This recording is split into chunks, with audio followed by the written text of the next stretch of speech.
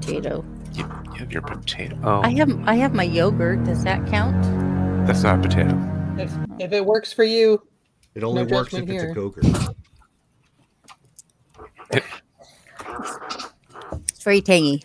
Okay, so we are back. We are live once again for more of actually for the final game of Star Wars Darkest Dawn.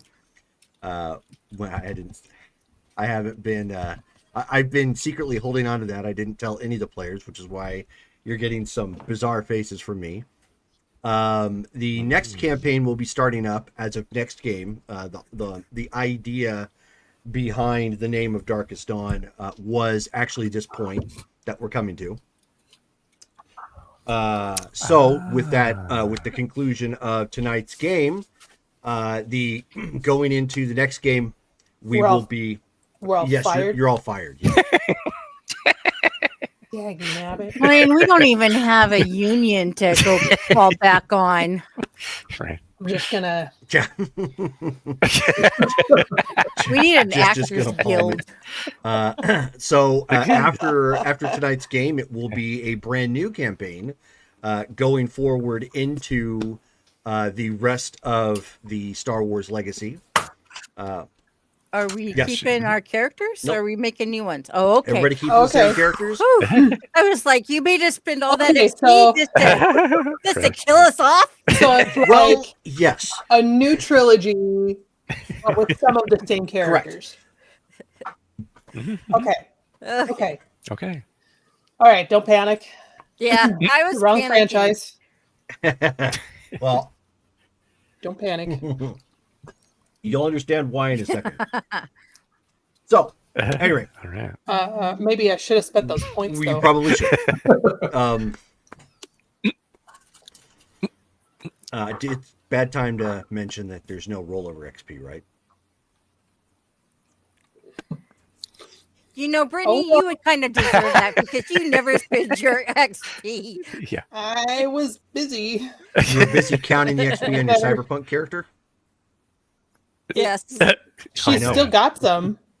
Anyways, so we're going to forego game Or recap die because with we've her. got a lot of stuff ground we need to cover. I'm going to be moving at a decent clip, so please everybody pay attention as we're playing the game. I would like to try and Okay. keep out of character to a minimum if possible. Okay. I know that's No, at it's me. not it. It's not at you. It's at me too. But again, I'm stating up front. Let's try and stay focused for this particular game. Right. So no clips We got lots to tonight. do. There you go. So, and I do believe, just before we take off, everybody give a wave to Abby, who is watching this from her TV. Her smart TV Hi, apparently Abby. has Mwah, mwah. has a Twitch app, so she's watching from the comfort of her couch. So, Oh, nice. I do that when I'm sick and I'm watching you guys. I'm at the comfort So- of my bed. as all of you know, it has been 4 years since the last time everybody has officially reconvened together. There may have been odd jobs here or there. There may have been things that you in particular wanted to do, or hobbies you wanted to take up, or focuses that you wanted to train up or upgrade or whatever have you. You have had the opportunity to do so, as it was explained by Exal, or Lord Toronar, I should say. The idea was to do this to help keep your cover. Things were getting very hot during that time frame, and they've only gotten worse. As of this point, the Gorman massacre has happened, which has greatly set off the has greatly set off the problems between the rebels and the Empire, and it's virtually impossible at this point for them to hide rebellious activity on the news, so they do their best to spin it. All of you, however, have been invited back to Palagon at this point to reconvene, to meet, to take, also to take part in the first ever visit from the with the delegation from Eudomia, which is the planet that Nestos comes from. Oh, That must have been an exciting 4 years for them. Oh boy, yeah. Yes. Jeez. So, just in side conversations that you've had while everybody's waiting for the delegation to show up, Nestos was actually involved in that just prior to the last game. He had been involved with Lord Torinar and some scientists, as well as his protocol droid, to make a working language and to make a first contact protocol. So in these 4 years, that's exactly what has been happening with Eunomia. They've been slowly trying to reach out and integrate and discuss and obviously work out contamination protocols and ways to stay healthy and safe. Again, thanks. Nestos has been a big part of that because he has been exposed to the rest of the galaxy and humans and other types of aliens. The vaccines that he has and his genetic makeup has helped them make advances for vaccines for that could be rolled out to people from the planet. It is getting there. It's actually near by the year 4. It's almost near rollout. Like everybody has been vaccinated to some extent. If you are attempting to leave planet or deal with people who may be landing on planet, you are required to get them, obviously for immunization. As of year 3, they finally made their first sealed probe and were able to launch it into space. And from there, they had been conversing and discussing with scientists from House Pelagia on furthering technology like computers, mining, machinery, things of that nature. They have subtly been warned about the nature of the galaxy around them, so that they are aware to some extent of the ruling body, and that is why one of the big reasons why they are attempting to just keep the planet off the books for the time being.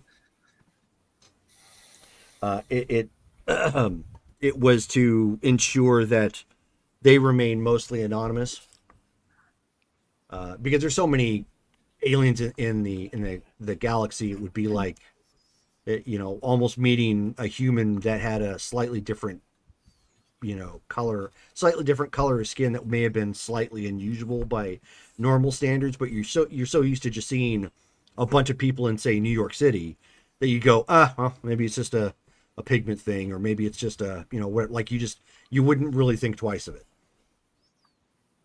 So that's the big news that's actually happening right now. So Lord Torinar has all of you here as the High Lord, as well as some of the House Pelagia's delegation are going to be meeting with the delegation from Eunomia as well.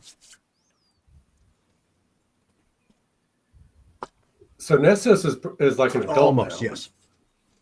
He's 17, he's 18 about years 17. old. Merrick too. Yep.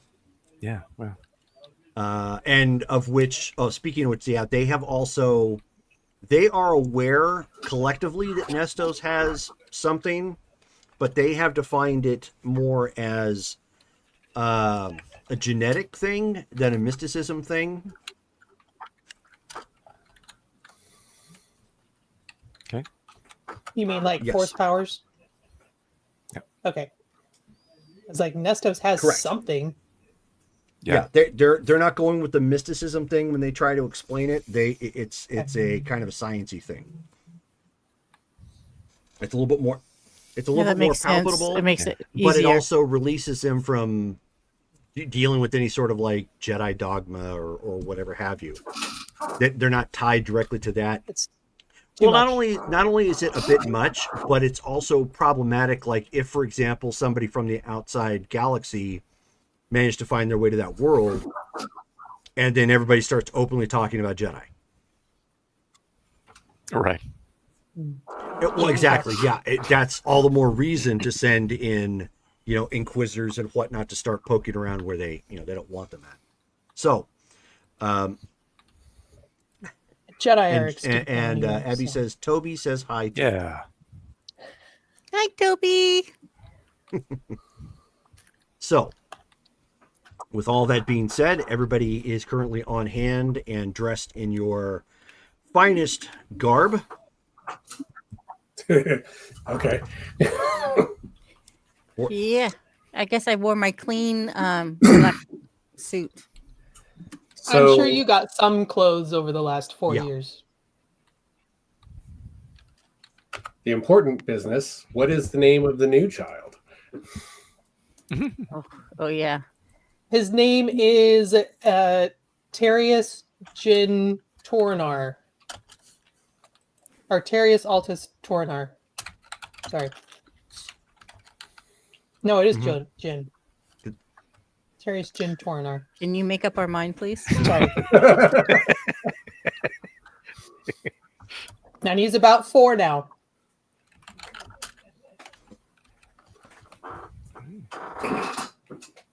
So everybody is waiting at this point. And of course, Nestos is there waiting with Merrick. Both of them are plain clothes. They're not dressed in any sort of robes, obviously, because this is a public gathering. They're not tipping off anybody. But they have nice clothing that would be befitting of a rich family here in the Topani sector.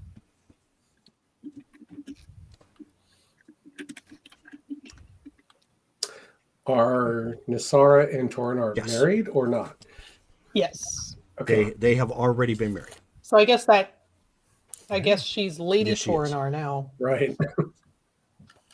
It's weird. It's weird for all of us. Yeah.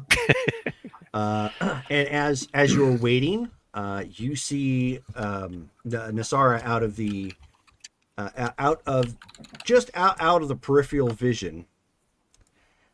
You end up seeing a very nicely dressed young boy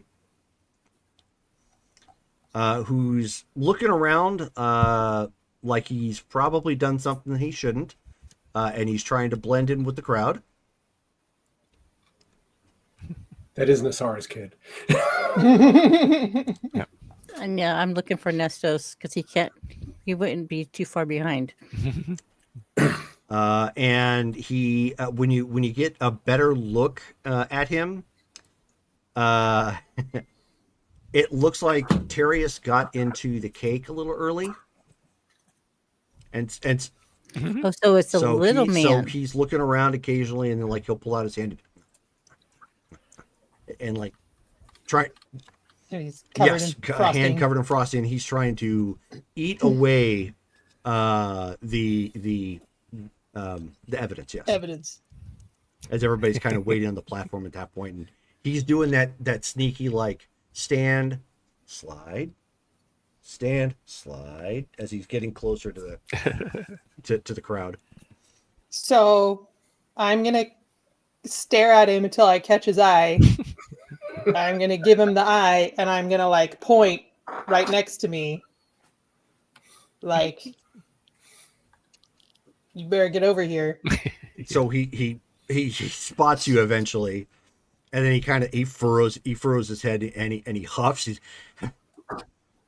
And just kind of walks. He's like a sulk walk sort of thing, and then stands like right in front of you. I'm gonna like grip on his shoulder so he doesn't Okay. get away. He's like, "Ow, ow, mom, my Just patella." hold still. That's not what that means.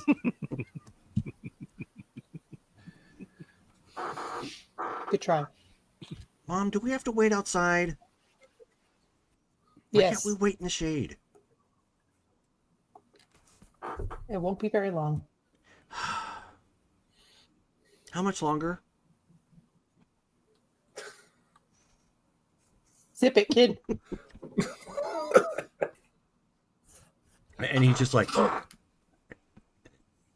covers his mouth, and then finishes off the last of the evidence. She's learned from her first kid. So I'll like hold him there, but after a while, I'll kind of tickle him a little Okay. bit. So eventually, you start to see a ship touch down on the one of the landing pads as you guys are waiting. There's a flyby over and around the landing pad with several starfighters. And at this point, the ship opens up, and it's actually a ship very reminiscent of the one that Jarrus has. They conveniently marketed some of those ships and some of those designs since they were aquatic-like to them, since they are Yep. a race that lives both on land and in the sea. Nice. So, and off the, or I should say, the bay doors open up and some people start walking out. And of course, everybody is flanked by guards. It's very, it's an appropriate procession.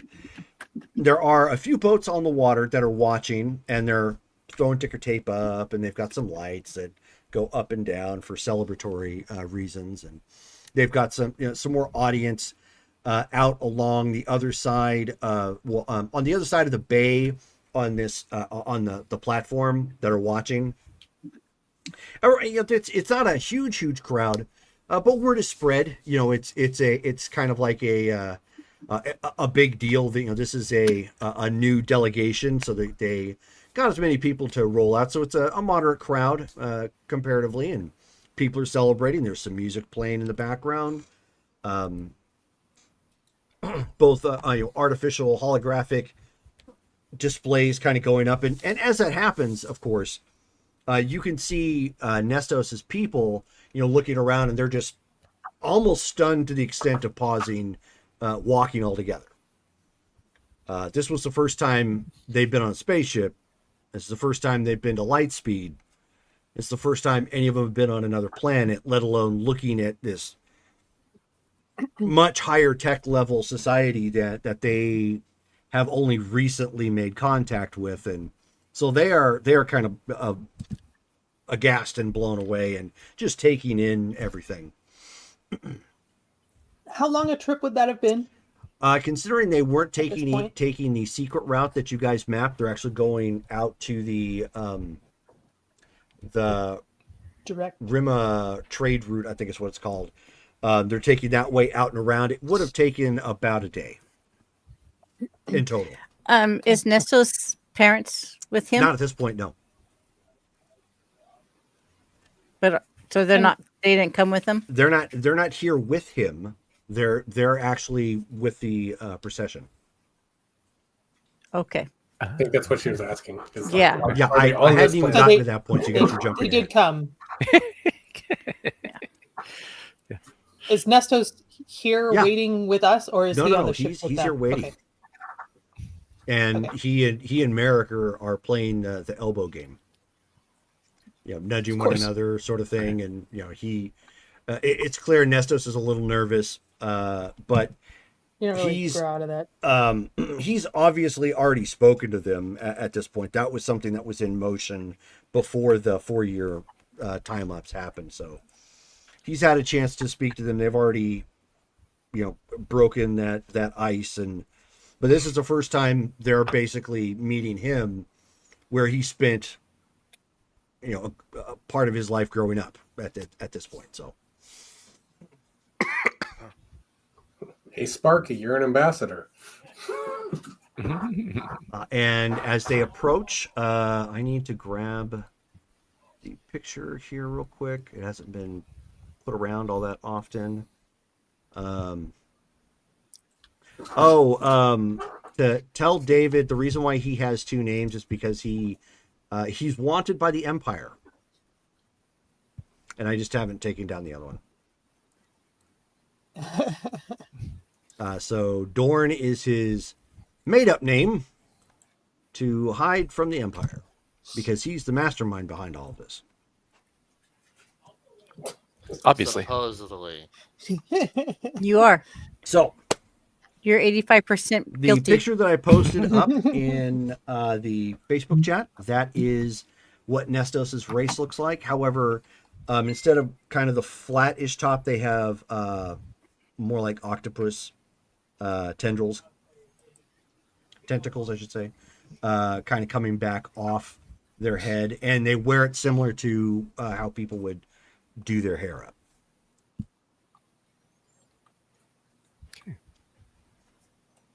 Okay, so as as they start making their way and greeting everybody,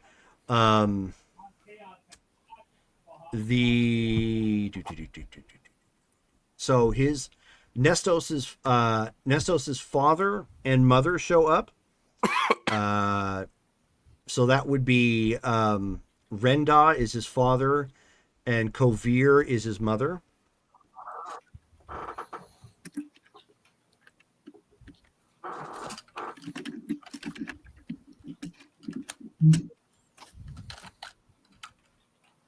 And they run up and give him a big hug. Merrick, to try and deal with the mushiness of the situation, is kind of trying to stifle a snicker and whatnot, because got to be a man, don't cry, sort of thing.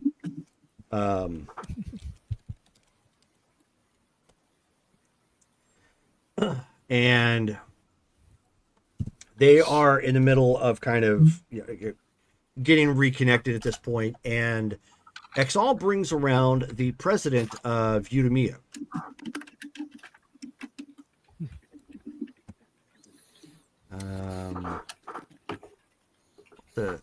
Yes, minutes. So have they forgiven them for taking his? You are Taking their jumping kid? way too far ahead. Give me a chance to explain the scene. Okay. This is where they attack us. Yeah, that's what I'm. Oh, That's why we needed to spend all those points. that's it. This is the final battle. Oh shoot! I didn't buy those skills.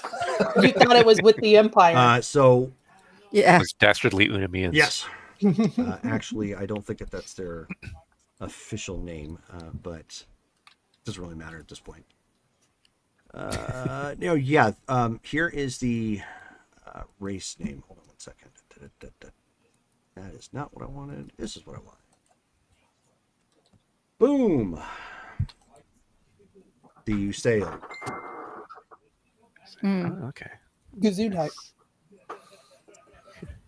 All right, so at this point, Lord Torinar, he says, President Simos, this is the team that originally conducted First Contact and met up with your citizen Nestos. And he kind of points over, to the family, hugging and getting caught up real quick, and he motions to Drade at this point to give the introductions. So he's like, welcome, of course. I am Sir Drade Kenner of the Blue Saber and of my team.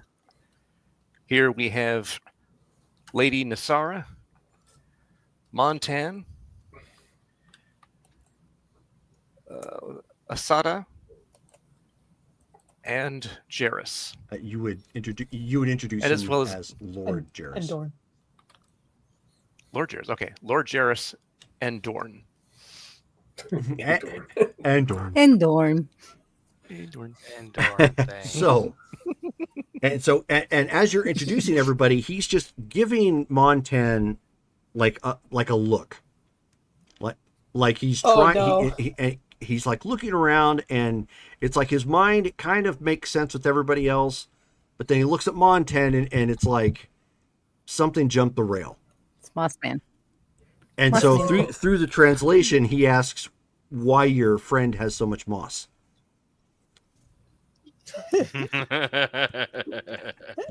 I understand that may seem strange to you, but the more you learn about galactic civilization, the more you'll see everyone is different and looks differently. Many have hair, skin, hide scales. It just depends on the world where they developed. So one of his counselors leans in and whispers, and and he nods and he says, "I look forward to meeting more of these intergalactic races." And he's pausing as he's trying to make sure the translation is picking up his his language correctly.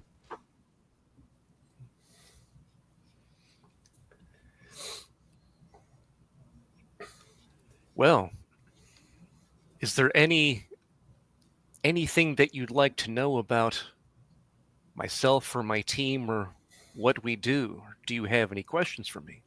He says, "None currently. I believe your," and he looks to the counselor, "president will be speaking with me shortly."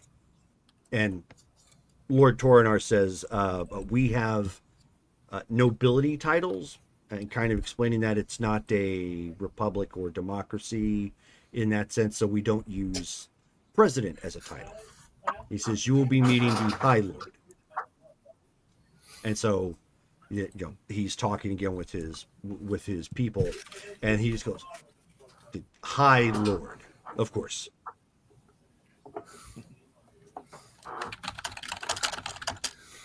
And Lord Toronar kind of takes him off to the side, so he can meet the others and eventually be on his way to meet the High Lord.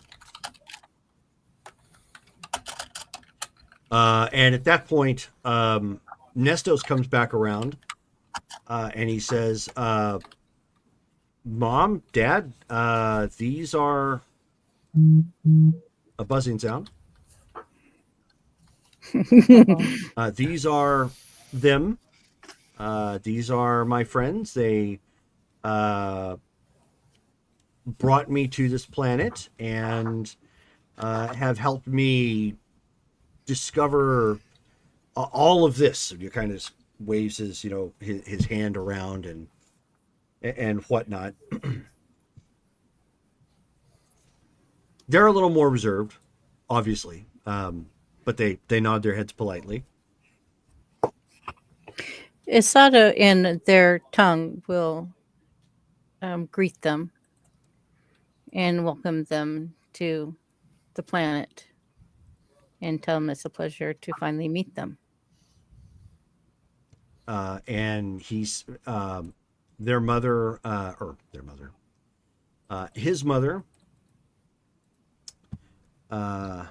Kovir, looks to you and says, "So you do this thing too?" And she makes kind of like a motion with her hand. Yes, I am the same as Nestos. Yes. So they just kind of both kind of look to one another and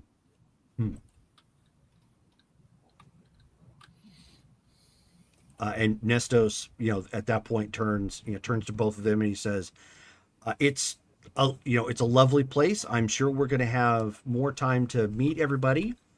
For the time being, maybe you want to follow the president and help him and meet some of the other royalty that's here or whatnot. I think Lord Toronar," and he kind of motions back to the estate where you guys are nearby. He says, "I believe Lord Toronar is going to have like a big dinner or something to welcome you all here."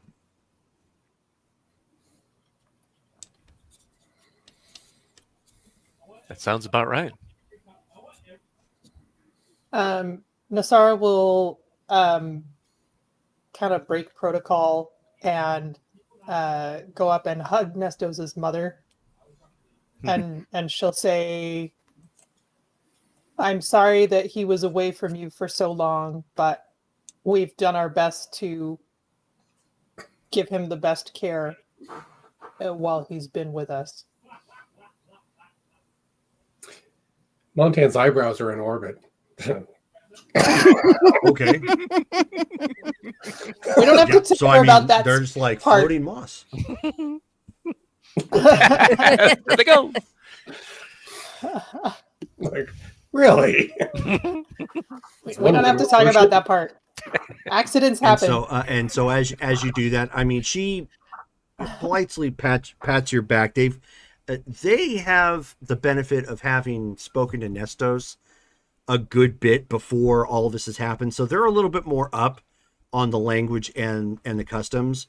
So they kind of understand what you're doing a little bit more than, say, the president would. Yeah. I mean, she Yeah. wouldn't have hugged the president. Right, That's Go a hug little the more- president. Yeah. Right. That's how we greet people on this planet. Brothers don't shake hands. Brothers gotta hug. Sorry. Yeah, here we go with the out of character. See, this is why I told you. Stop it. Sorry. Anyways. Sorry. So she just kind of nods at this point. It's clearly it's still awkward, you know, for everybody. And then you feel a tug on your dress. It's the little guy, huh? Yes, if that's what you want to call him. Mhm. I will look at And him. he says, "Mommy, can I be introduced?"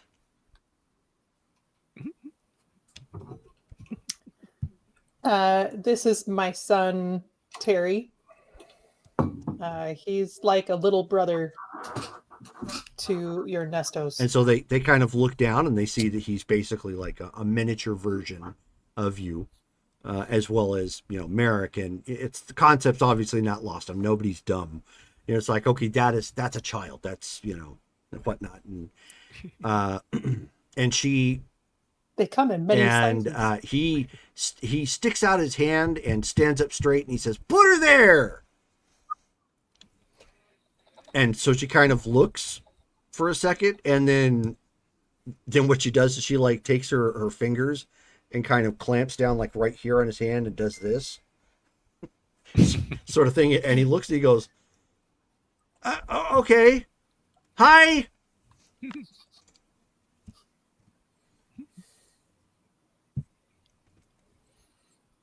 Let's go see what your brother's up to. Okay. And so he's like, "Okay," and then he stops real quick, and he goes, and he starts looking around, and he says, "Oh no, no," and he's just like doing this like out loud, "No."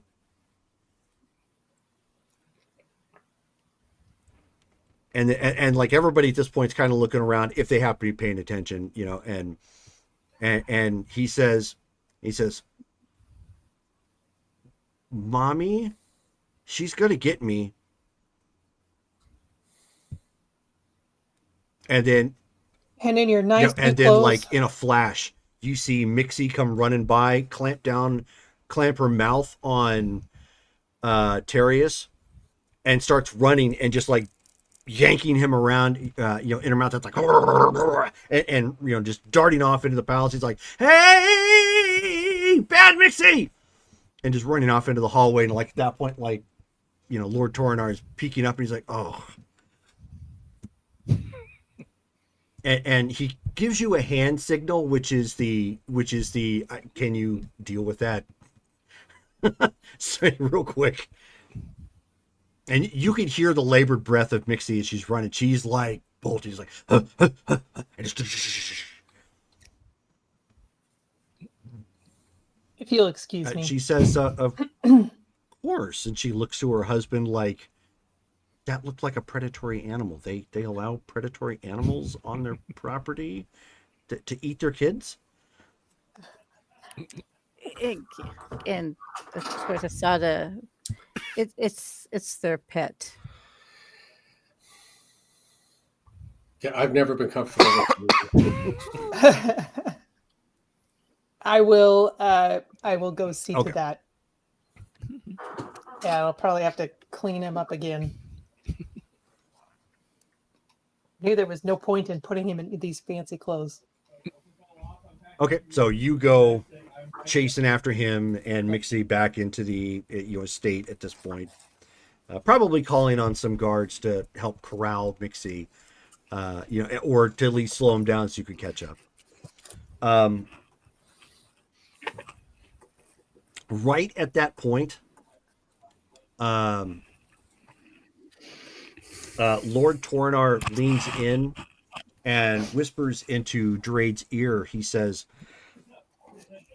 I need you and Jairus to get your ships ready immediately. Understood. So he then goes up to the two Ernestos and says, folks, it's been a pleasure meeting you, but my crew and I are needed elsewhere. It was nice meeting you. Hopefully, we will be able to talk more at a different time. And so, they nod politely and start trying to catch up to the presidential procession, going further down one of the walkways into the crowd with, obviously with guards, and getting to a speeder. So then What's going on? Tornar needs us. He needs us to enter our ships ASAP. So Jairus, go ahead and head that way. Dorn, go ahead and join Jairus on his ship. The rest of us will take the Blue Saber. All right. All right. Then Seems he goes like ahead and old times. gets on his comms and goes, hey, Nasara, meet us on the Blue Saber ASAP per Lord Tornar's order. Seems like a strange day to suddenly need us to mount up. I'll It be there is, as soon but- as I can. Copy. Yeah. I hear you, but that's what we're here for. So let's get to it. Oh, I think I know what's going on. Care to enlighten the rest of us? So there's a big public, fantastic event happening here, right? What does that invite? Well, of course, it's going to invite attention that we probably don't want. Yeah, that's all I'm saying. Probably not far off. Let's see what we've got going. So Nasara, you're able to catch up. Obviously, Mixie just goes in a certain way. She basically goes to her favorite corner that because she's got like a big bed and whatnot, and she just does the animal thing where she's like, "Bleh," and does that. She adds Yeah, him basically, to her and just kind collection. of and she makes that noise when it happens, just like with her tongue rolls out, and he's just like, "Oh, mommy, she slimed me again." Yeah. Guess you should just get used to it or learn to run a little faster.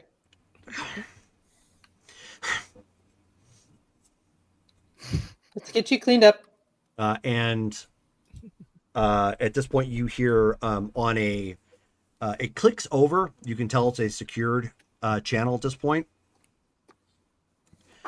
And and this is directly with Lord Tornar.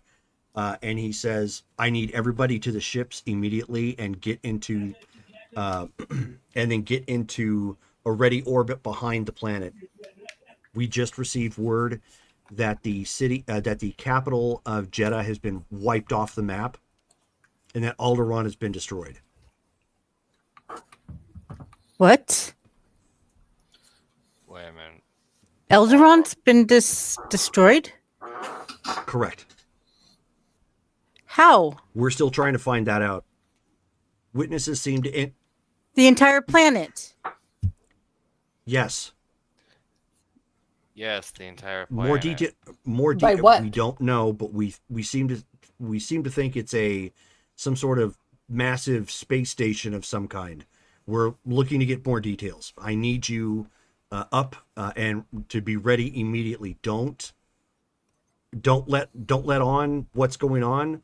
We're trying to roll this out as softly as possible to keep everybody from panicking immediately.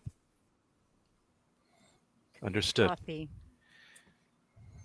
So is this like a planetary evacuation or just like go teams? Teams are quiet. Yeah, We are preparing. Teams. Okay. Information. It's like when people hear that there's a disaster rolling out, but there's a big party going on or whatnot.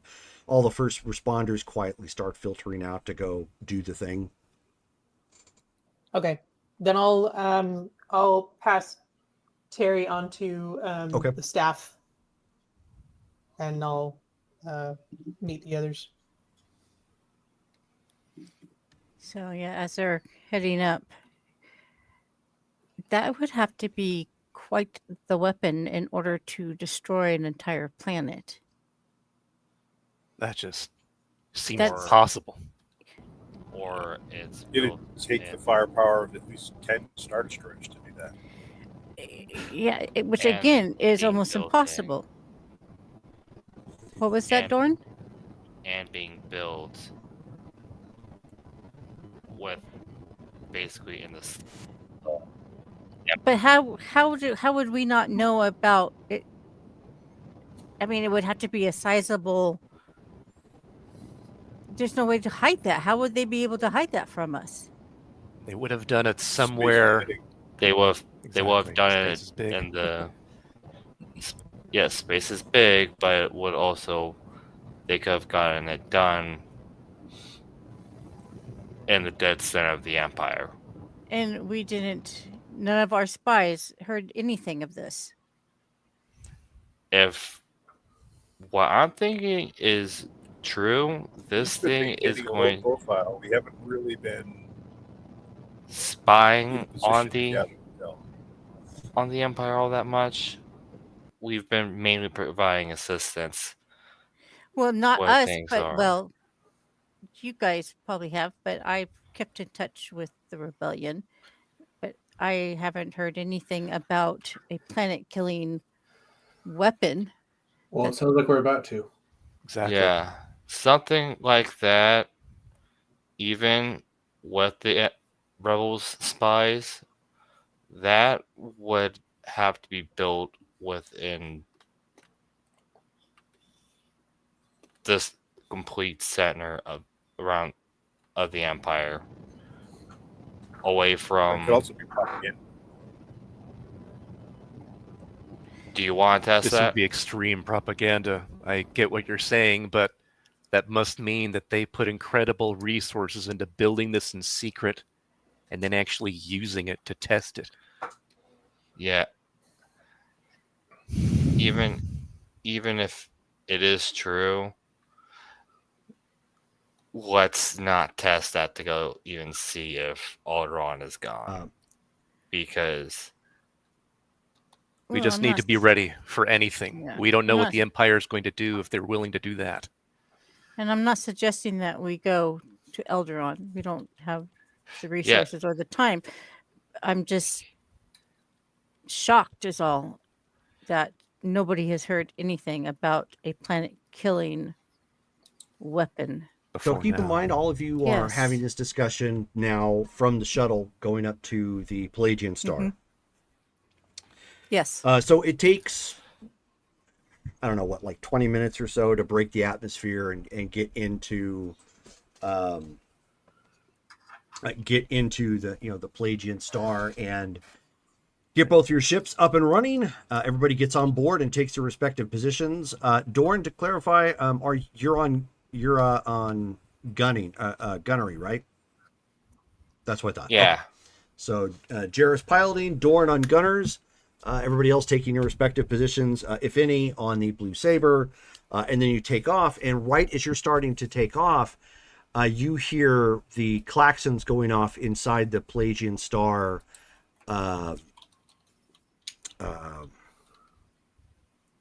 The space station. The space proper. station proper. I was trying to think the bay, or in the bay you guys are leaving from. You can see them flashing. Docking bay. Just as you exit.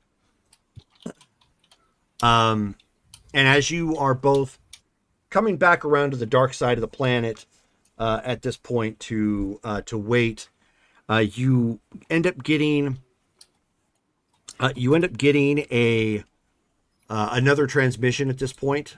It is very brief. It's not a two-way. It's just a one-way at this point. And it's again from Lord Toronar.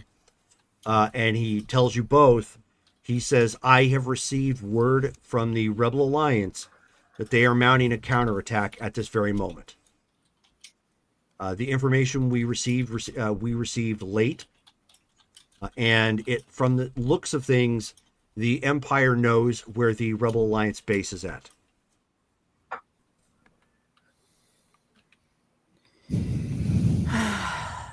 and there's nothing I can do to help them. Do we know where the Rebel Alliance base is? He says the reason why I've scrambled both of your ships is my spies have indicated that House Massetti is using the chaos.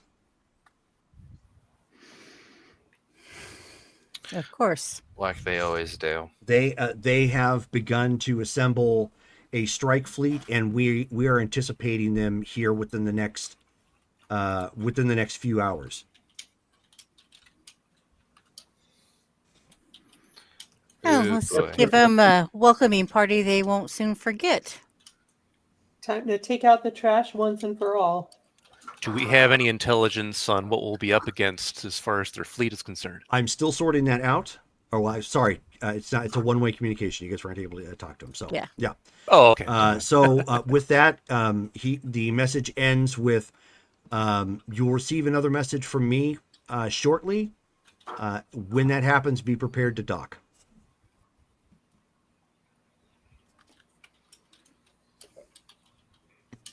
All right.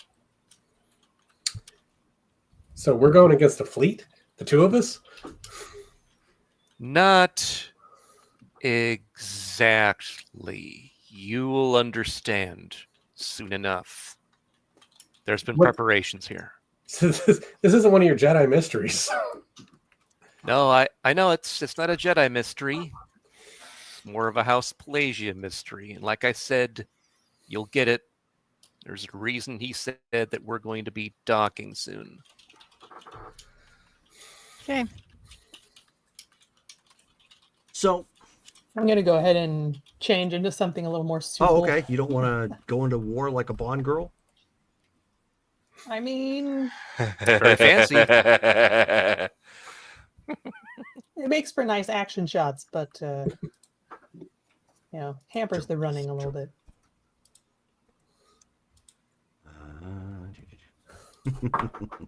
Okay, so as you guys are waiting, immediately the sensors start going off. And there are capital ships dropping in from that are dropping in from outside the House Pelagian systems. And like within a minute or two, additional vessels are dropping in to the system into House Pelagian systems. Now, the IFF on all of your, on your sensors, I'm not going to make you guys roll for it, are showing up that the ships identify as House Massetti, House Calypsa, and let me get that pulled up again real quick so I can get all of the names here. So, okay, so you have enemy vessels from House Massetti, House Calypsa, and House Rena, and then alliance ships from both House Pelagia and House Cadrian. Now, if you look in the Discord Darn. chat I just dropped in, you will see the types of ships and the breakdown of what has dropped into the system, and those are accurate to scale. The only one that's there that isn't listed is the frigates classified as Tapani frigates for Pelagia. They are roughly the size of the Neutron class bulk cruiser. Oh boy. I see. Oh, wow. Okay. Yeah. When he sees the as the ships for the other fleets, he's just gonna reply, "We're going to need a bigger ship."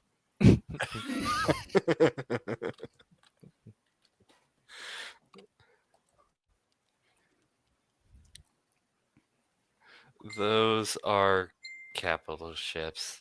Oh boy. Oh yeah, they're very much capital ships, and so what House Pelagia has managed to piece together from the last time everybody here fought is in that breakdown. So you can see that according to the scale, you've got 12 Victory 2 class Star Destroyers. So for reference, those are the older Star Destroyers that bridge the gap from the Clone Wars into Episode 4. So they're not top of the line. They're not the most modern, but it would be like having an F-16 or what is it, F-14 Tomcat in the early 2000s. Definitely can still hold its own, especially with the right pilots. Yeah. Then, and that makes up the bulk of House Massetti's ships, including supporting ships that are designed to help, block or repair or whatever. House Calypsa is bringing in 10 Nebulon B frigates, so you can see the image there. Yeah, House Massetti, 12 capital. Yeah. Yeah, that's the Victory. Yeah, I've already touched on that. So 10 Nebulon B frigates from House Calypsa. Those are standard body. If you look at them from Episode 5, The Empire Strikes Back, that's the ship that you see Luke getting healed in. And in Return of the Jedi, it's also used as a type of warship as they go against the second second Death Star. So they have a type of interchangeable kind of outlook. They can either be, freighters, or they can be warships, or they can be medical ships.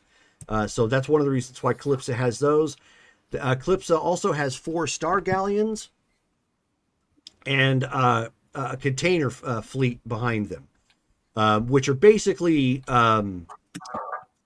your typical container ships that have been armed specifically for combat.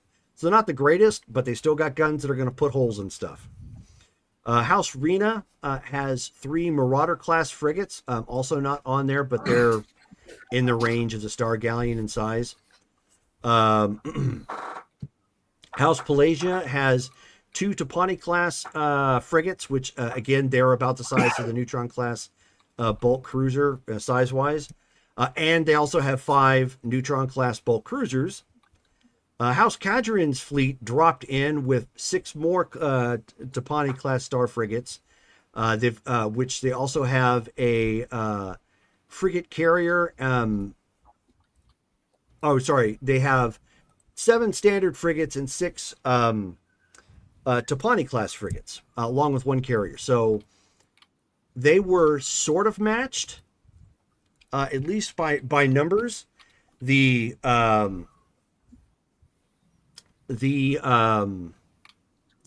don't know, what are you groaning for, Paul? Is it? Because he heard 12 Star Destroyers. But the Victory 2 class Star Destroyers are going to be a huge problem, and immediately the forces all start attacking. The secret thing that House Pelagia had that they kept under wraps from almost everybody is the former capital ship that was turned into a space station, the Pelagian Star, is now almost fully functional and has been completely rearmed. So it's not going to be anywhere near as easy for them to Oh yeah. You will find the station is quite operational. Exactly.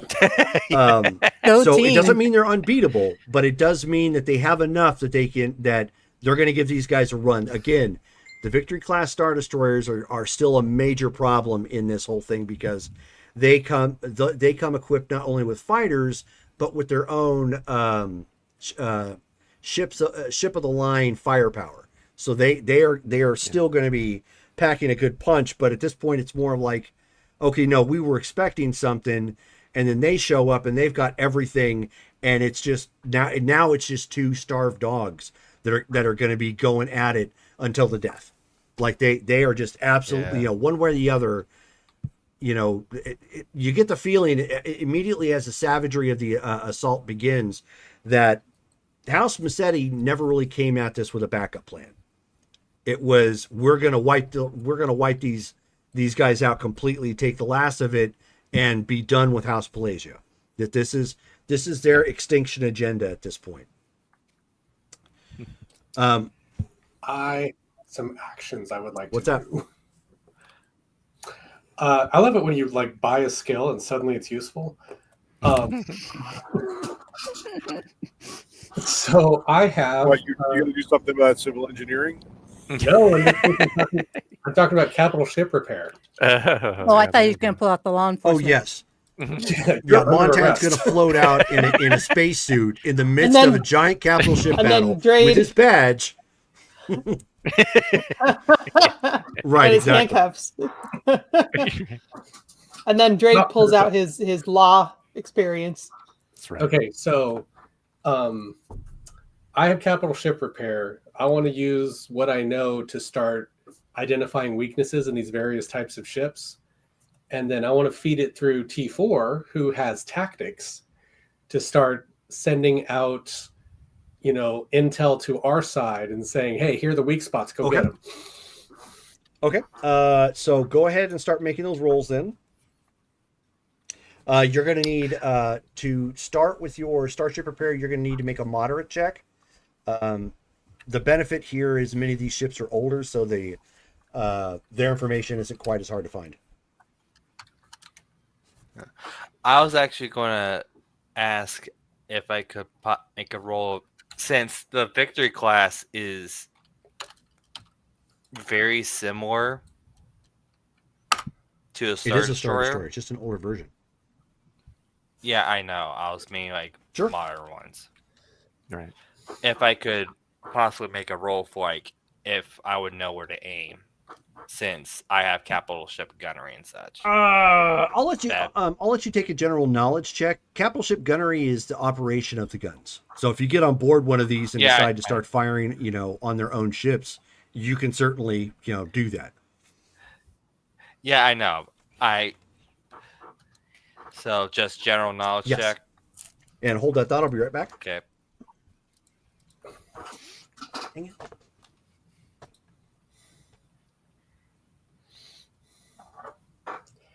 I may or may not have been spending time on a capital ship during the downtime. Mm-hmm. We know you were. So, did you guys miss me?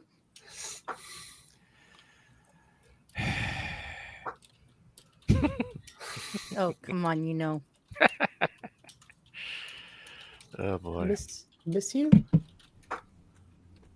Well, you Were you didn't gone the realize I was entire time? Or? gone Anyways, I'll for a be good back. portion of it, off and on. I mean, it's good to see all of you, even under the circumstances. I mean, it's been a while since we've been a team. Yeah.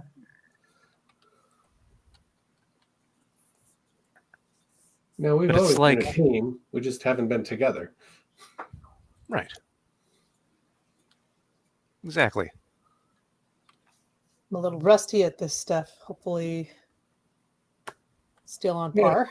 Who is shooting Ready- our ready to guns on dance? the saber? Me. What's that? You okay? Just checking. Yeah, she's the gunner.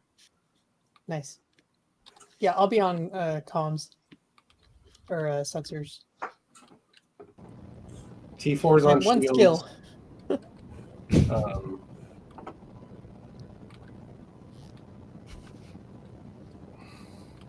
Yeah, T4 should be dealing with shields. um, I guess Drade will pilot. I mean, Funny enough, the I mean, protocol droid has a 4D in mechanical. I could stick him on the ion cannon, and he'd do better than me. there you go. Assuming he's allowed to attack. I know that's like a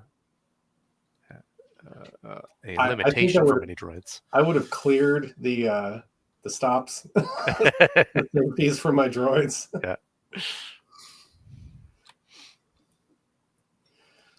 But yeah, that ion cannon will be good. Otherwise, we'll just have Asada running back and forth from each turret real fast. Yeah, no. Sorry about that. Jump out with your Can't be in lightsabers. two places at once. Forces towards the planet's surface, we should be prepared to dive in and evacuate the Stormguard. I am Right. back. I mean, I appreciate that.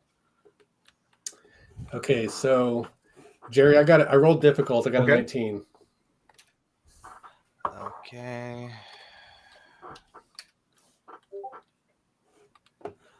Son of a! Baloney. I got a 9. You know what 9 means, right? 9. 9. Okay, so Can someone please give me a reroll at some point? You want me to roll tactics for T4? yeah, go ahead. So you've been able to get some information on the Marauder class frigates from House Rena, and you can tell that they are not well kept. Meaning their house was probably forced into this. Oh, hello. So Okay. you know exactly where to hit to knock them, out to basically knock them out, if not destroy them completely. And you also have some choice targets on the Nebulon B frigates. Wait, hang on. I want to write this down. So, where'd my... There we go. And Dorn has a new reroll. Thank you.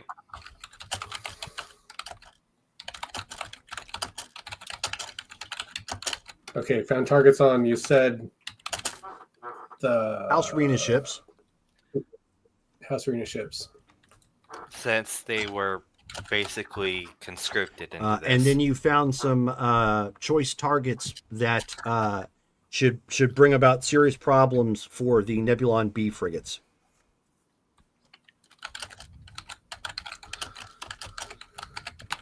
Okay, so I rolled... T4 got a 23 Okay. on his tactics roll. So sending that out to, friendly forces. I'd also like to fire off a message to the... Had the name here a second ago.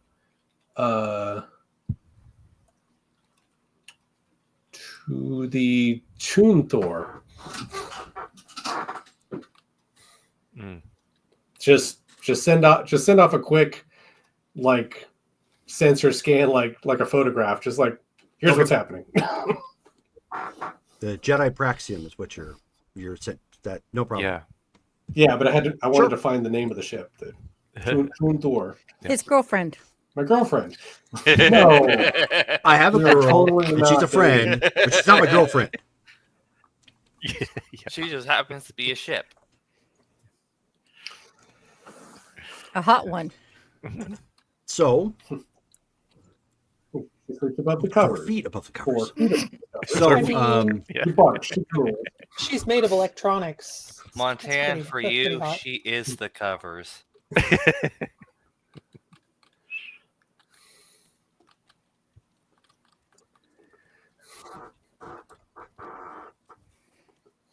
okay, so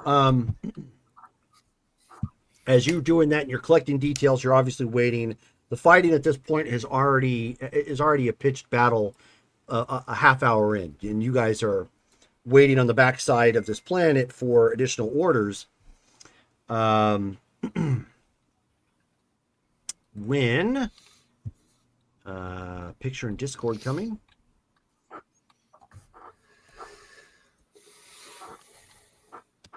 Keep in mind these are also to scale.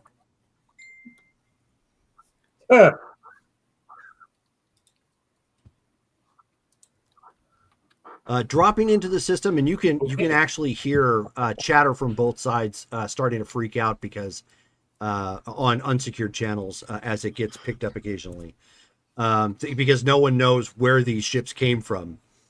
But you see 2 Kandosi type dreadnoughts, which are about 2.5 times the size of a Victory class Star Destroyer.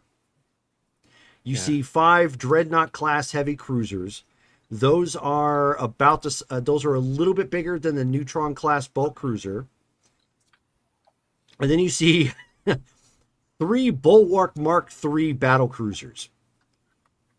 Those ships are about 2.5 times larger than the Kandosi type dreadnought. Please say they're on our side. And at that point, you now hear a radio transmission come in to alert your two ships. Jareth, what'd you name your ship again? Skimming my It's the knot. skimming Minot. Skimming Okay. Minot. Blue Saber, Skimmy Minot, proceed to coordinates and insert coordinates for docking procedure. Be quick about it. Roger that. Go ahead and punch in those coordinates Okay. and head there. We're going on that thing? Can I make a quick knowledge check to see if I would at least know somewhat of these ships? Sure, I'll give you a roll. And I promise, whatever you roll, they're at least unrelated to Tatooine. Oh, shut up! It's 10. Hey, 10 actually gets you into. It's Oh, is it? still Okay. easy. That's 11 you're Oh, thinking of. yeah, okay. Yeah. All right, so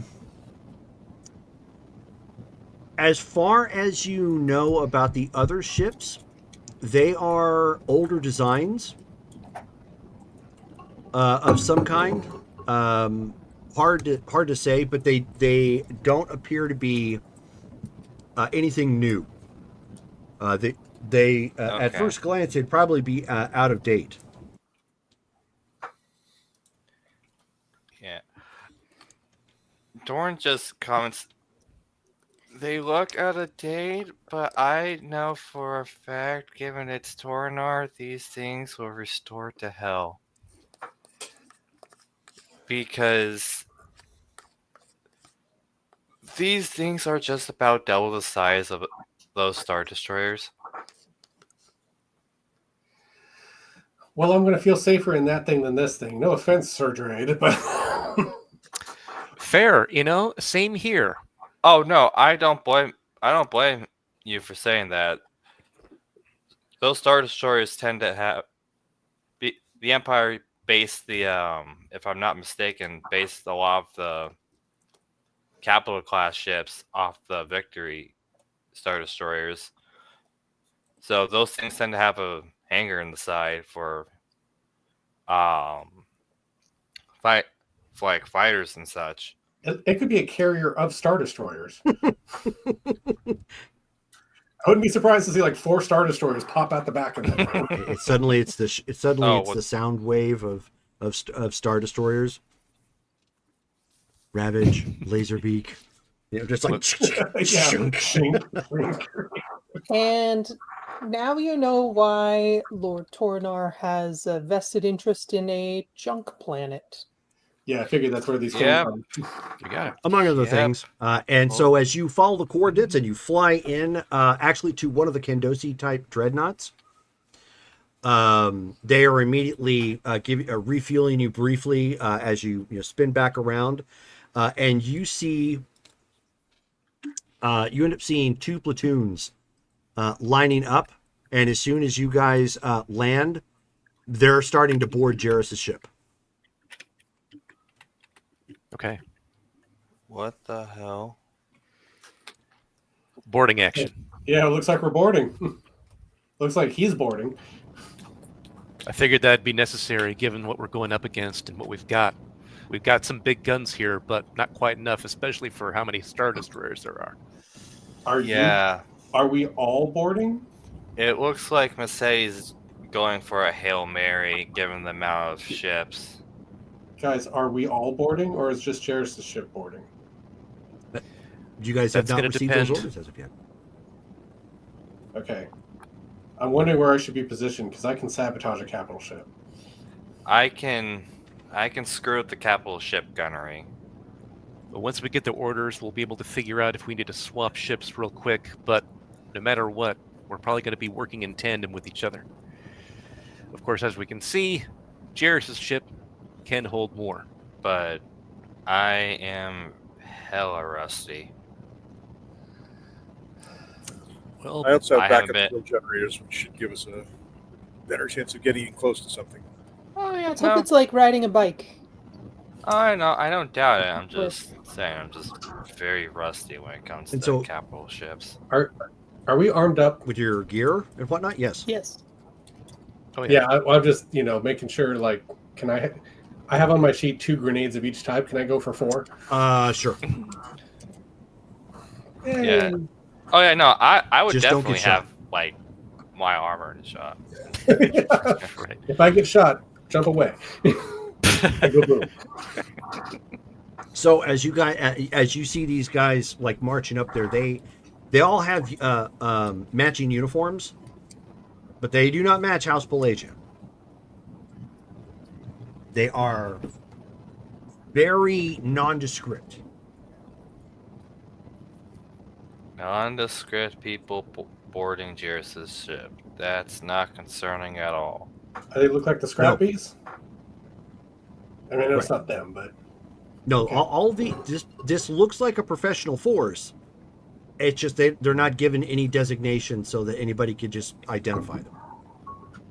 Right. Would rebel troops be easily identified in a field, or are they still like ramshackle? The wherever they official Alliance rebels, yes. go? Okay. Keep in mind, there's probably still some partisans and whatnot out there, and separatists, fighting their battles. But the Is this where I go grab my Fleet Trooper helmet? actually, if you want to, go ahead. I mean, why not?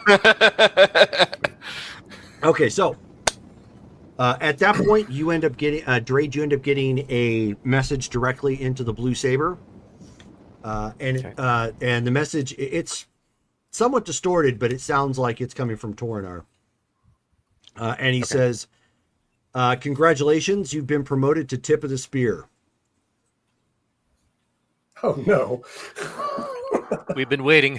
What do you need us to do? So he some information comes up on your screen, and it's being delivered to Jairus' ship as well. He says the transponder for this particular Victory class Star Destroyer actually contains an official from House Massetti. Okay. We're going to rub salt in the wound.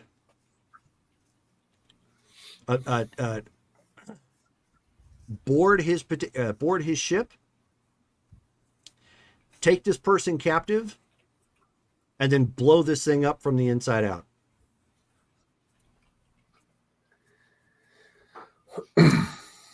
Understood. Sounds like that's Montan's field of expertise for blowing it up. Yes, I'm not capturing anybody. You guys do that. Do we know the exact start? Oh, that's right. He said the transponder. Okay. All right. Nice. Will do. That means that we are going. Yeah, just now say the hell. That's awesome. That means that we're going to be taking the lead then, Jairus. Make sure to stay close to us. Stay behind us. We're going to be taking shots where we can and clearing the pathway for you. We'll probably need to get close enough to penetrate their shields. It's not like they're going to open those up for us. Yeah. Doran just trying to send, I still got that collar and cuffs from when they tried to send that bounty hunter after Nasara. You'll finally get to use that years later. Oh, the irony that it's being used on them. I've only kept it in case of emergencies. Jordan, do you know the main complements or crew requirements of a Victory class? Victory class.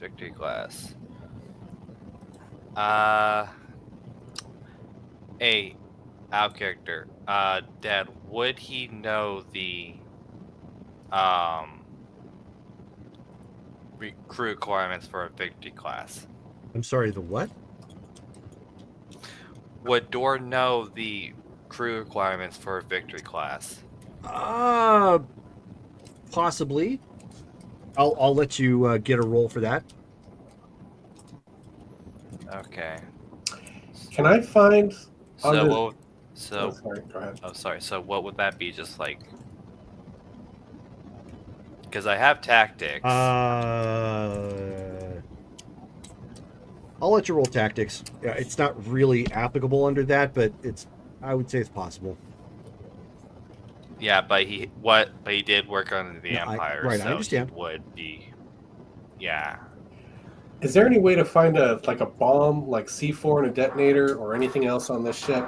Got 14. That is a moderate. Second. Check under Dorn's bunk. I mean, he's on my ship, so you could write this. You would have to actually, if you're gonna do that, you'd actually have to come up with something,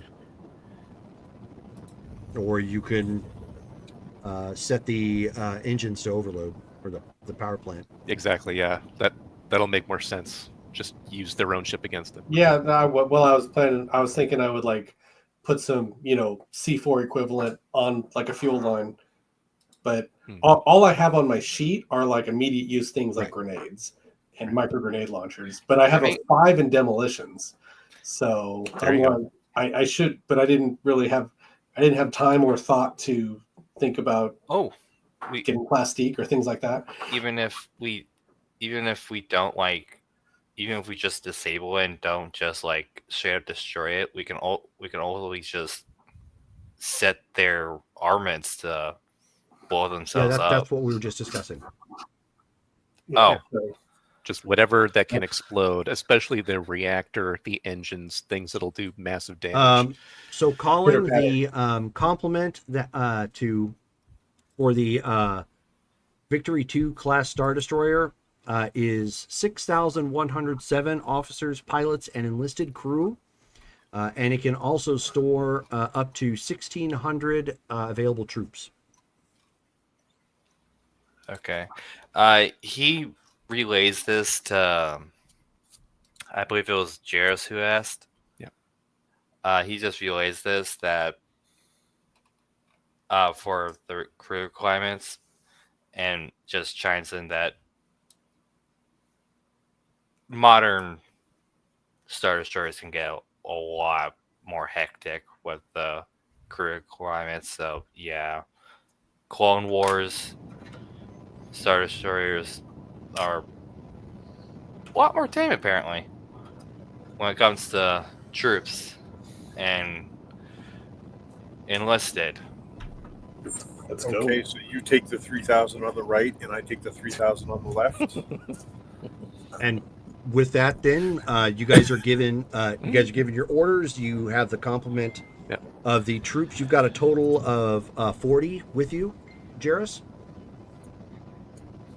Yippee-ki-yay, motherfucker! And out you go.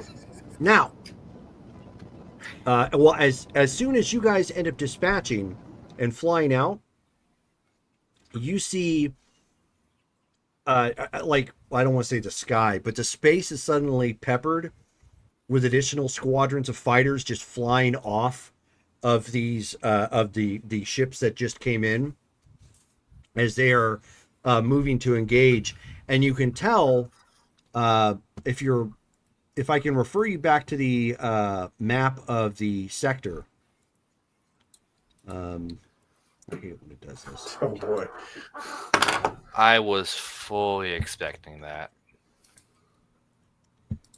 I will try and get that reposted in the chat too. Here we go. The Elwood sector, is that? You're in Tapani sector, not the Elwood sector. Well, I'm looking at the maps I have. I don't have a map of the Tapani sector specifically. And now we do. Yeah, but it's in Facebook. Yep, I gotta go you do fetch have to it. go fetch it. Fetch. So the Pelagon is right there. Normally you could zoom in, but I can't. Oh, I do have that. Okay. Normally you could zoom in, but for whatever reason I can't zoom in here on the messenger. But anyways, Pelagon is right there where it says the Expanse. It's right there by the base of the T. So Pelagon Space has the 3 systems. It has Bethal, Pelagon, and then I think it's Obelia, which is the system off to the the west. The fleet is actually moving into the one you're with right now is moving into position to block the hyperspace lane going from Pelagon to Bethal. Meaning it's keeping them from getting out. Right. And just as you guys dispatch and start flying, you end up hearing over comms, line up and give them a full broadside. And then you just see the ships kind of line up in an offensive side formation, flanking the House Massetti naval vessels, and just beam fire ripping out all over the place. Like it was hectic before with all those ships. It looks like to make a point, what Exal had or what Lord Tornar had commanded them to do is he just randomly picked one Star Destroyer and told everyone to fire on that guy. Yep. Just to prove a point. So when To the first when the first volley went through, like that thing was already shattering and exploding and just blowing up from the sheer volley of firepower that ripped into the space, which of course told the Pelagian allied forces that, okay, well, they're probably not here for us. They're against them. And as you take flight, everybody is now up 2 dice on all of their actions. As something takes over your body, a confidence, a sort of spatial awareness that some of you have only felt one other time. Connie. He might be with us. The one who was piloting the droid ships before. All right, everybody. We can do this. Stay tight. We'll get through it. Oh, I don't think I could clench any tighter. Okay. For Montan, loosen up just a little bit. Everyone else, Calm down, Moss Man. Jerome, how are the troops outfitted? I know you said like military and generic, but is this plain basic ground uniform, or do we have spacesuit capability? No, this will be the equivalent of like stormtroopers. So they're fully armed and armored, but you don't open up an air vent and blast them into space. So we definitely have to land in a document. Got it. I don't know. That's what I do with stormtroopers. And as you guys are starting to fly in, you end up seeing a wing of 3 Torrent starfighters on one side with a Skip Ray blast boat, another set of 3 Torrent starfighters, and another Skip Ray blast boat, kind of like following on either wing, and you guys are kind of buzzing down in, looking for the target. And you can hear the chatter going back, between these guys, and you hear the Skip Ray blast boats, hollering back about, guns are ready, ready to punch holes, and then the Torrent starfighters are occasionally like interfering and picking off starfighters that are getting too close or trying to stop whatever it is they think that you're doing. Something else you also notice is the starfighters that are kind of flying interference against the ones that were coming in on House Massetti. They're not doing so well. It's as if it was amateur hour with their starfighters, and they're now that you're getting in closer, their anti-starship cannons, as well as the capital ship cannons, they've suddenly become not quite as accurate. Okay. Wow. Their accuracy has turned to stormtrooper aim. Looks like it's our lucky day. And so then, Drage, you end up hearing target is locked. Capital ship in front of us. We're about ready to punch a hole. Just let us know when you're a go. Roger that. And then just lining up, does it look like we're in a good position to go ahead and punch through the shields and whatnot? Yes. Well, the thing about shields is you Okay. can still fly right through them. They're not going to necessarily make you bounce off of them. Okay. Because if you watch Okay. any of the Star Wars shows, like there's always starfighters flying right up on Star Destroyers and whatnot. Nobody's suddenly going bang and getting ricocheted off. So Drade's like, we're ready. Let's do it. Doran just chimes in. I'd recommend going for the hangar. Well, yeah, I mean, if we're punching a hole through the shields. we're not. We're flying through the shields. He just said that. Yeah, just Oh. it's okay. Just pay attention.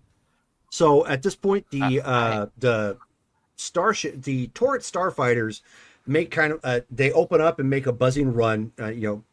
3, then 3, and just kind of pepper up the side of the Star Destroyer that you guys are focused on. And then you end up seeing both the Skip Ray blast boats coming in for a bombing run. Little known fact, Skip Ray blast boats are the smallest vessel that has capital ship scale damage, not starfighter scale damage. Meaning they fire as hard as Star Destroyers, but they're a little bit bigger than a starfighter themselves. And aren't those used by pirates? Most ships can be used by pirates.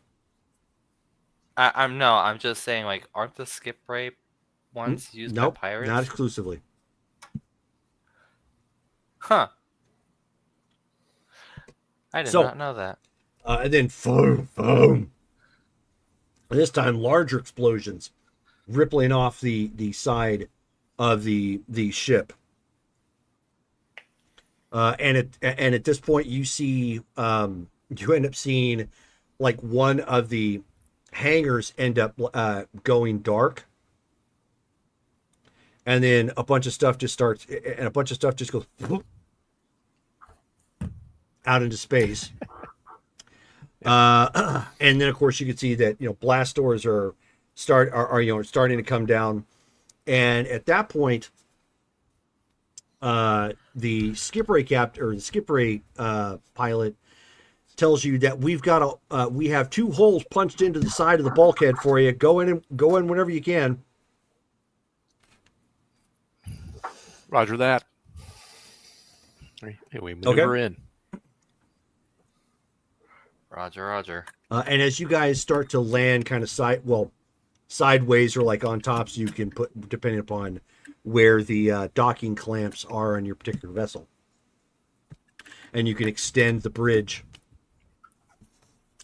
Yes, stop blowing holes in my ship.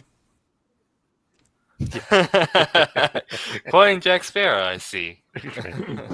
At that point, you're able to lock down, and then of course the docking clamps, or magnetic clamps, I should say, clamp onto the side of the vessel to help keep you guys clear. The 2 squadrons stay in the area and start just firing on anything that happens to be nearby, so that way you are relatively protected. Nice. And at that point, All right. once you guys have clamped, in Jarrus's particular ship, the platoon immediately races inside to start securing stuff. All right, everybody, let's get going. We know who we need to find. Yeah. Doran just says he's probably going to be on the bridge. Move up, watch 6, glaring hallways. So we all get up and get going. Okay. Dre, it's probably going to be best if you take Montan to go for the engines. Montan, you can probably lend us your murder droid so we can start storming the bridge. I think, shouldn't we send the people with lightsabers to the bridge?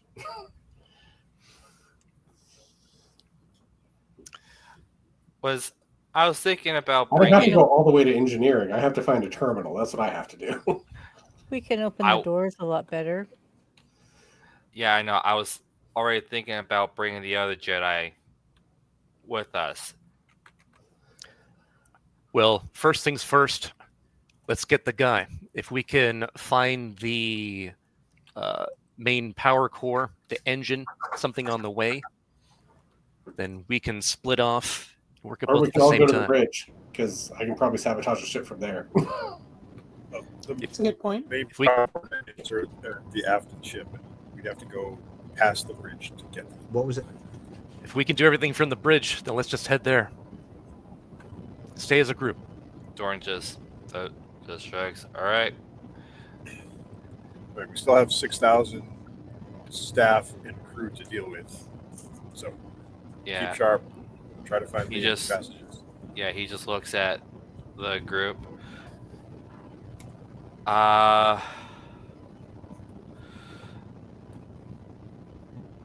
How we say I probably leave 25,000 to secure the docking area, maybe 15, so we don't, in case any of the ship's crew tries to loop around, make sure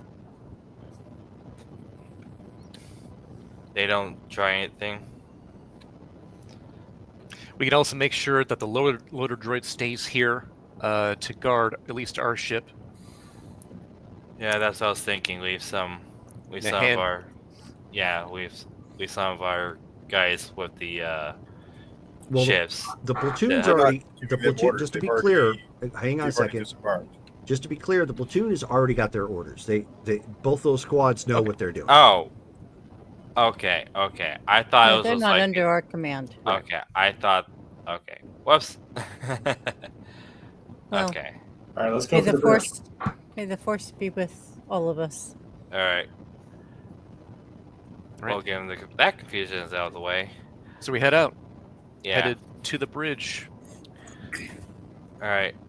Just be careful since we're probably going to be finding a lot of people on the way there. Enlisted or officer or whatever. So as you guys are starting, at first when you blast and get in, obviously nobody is immediately in that vicinity. There are some I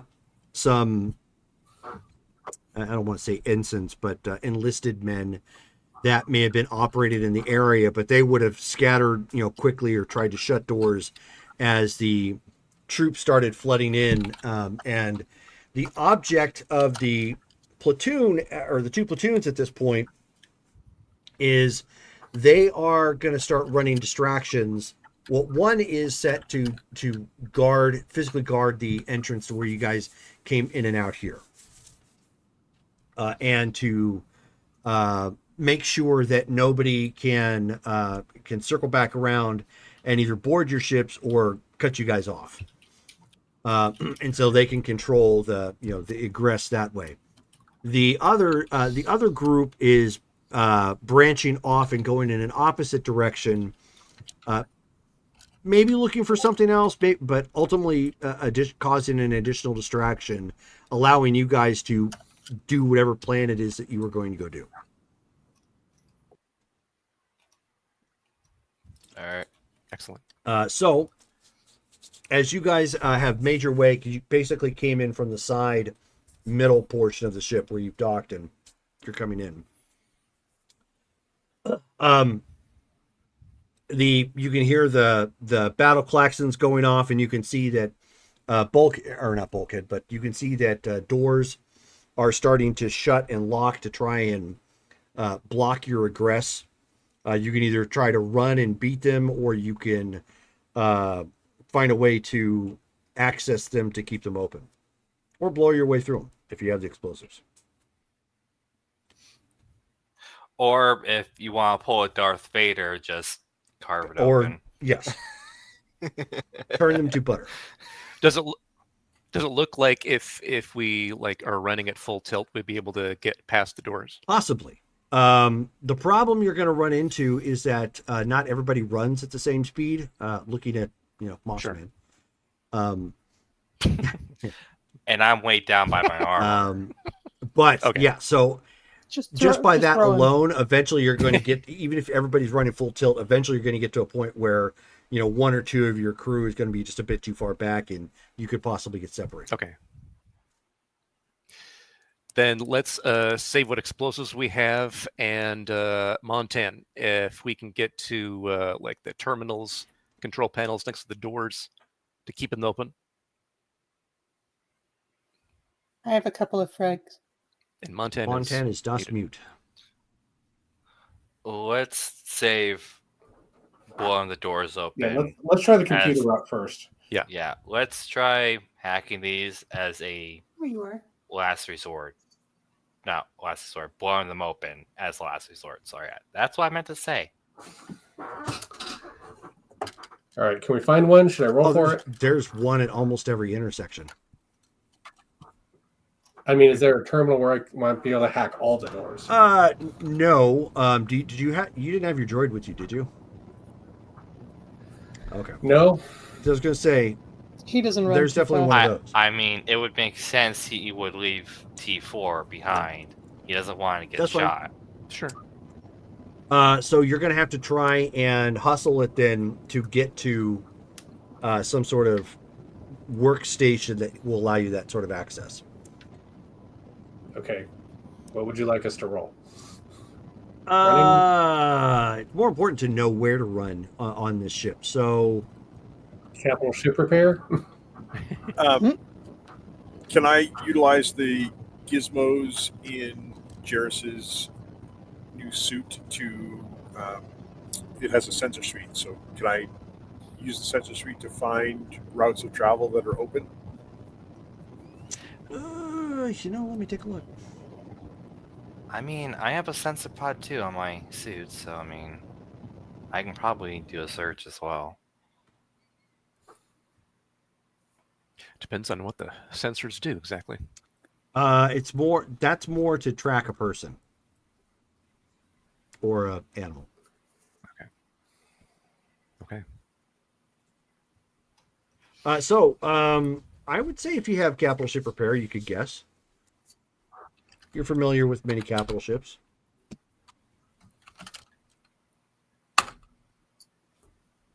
14. Okay, not bad. And that puts you actually in moderate. I believe, doesn't it? Or yeah, it's moderate. Moderate than Yeah, R, it does. then- Yeah. Okay. Yeah, it so does. Moderate. you have to stop and think about it for a second. Of course, some of the doors are starting to close or whatnot, and they're trying to evacuate some of their people. So obviously they can put up defensive positions. But since this particular type of ship, I don't want to say it was common, but they made so many of this ship for the Empire.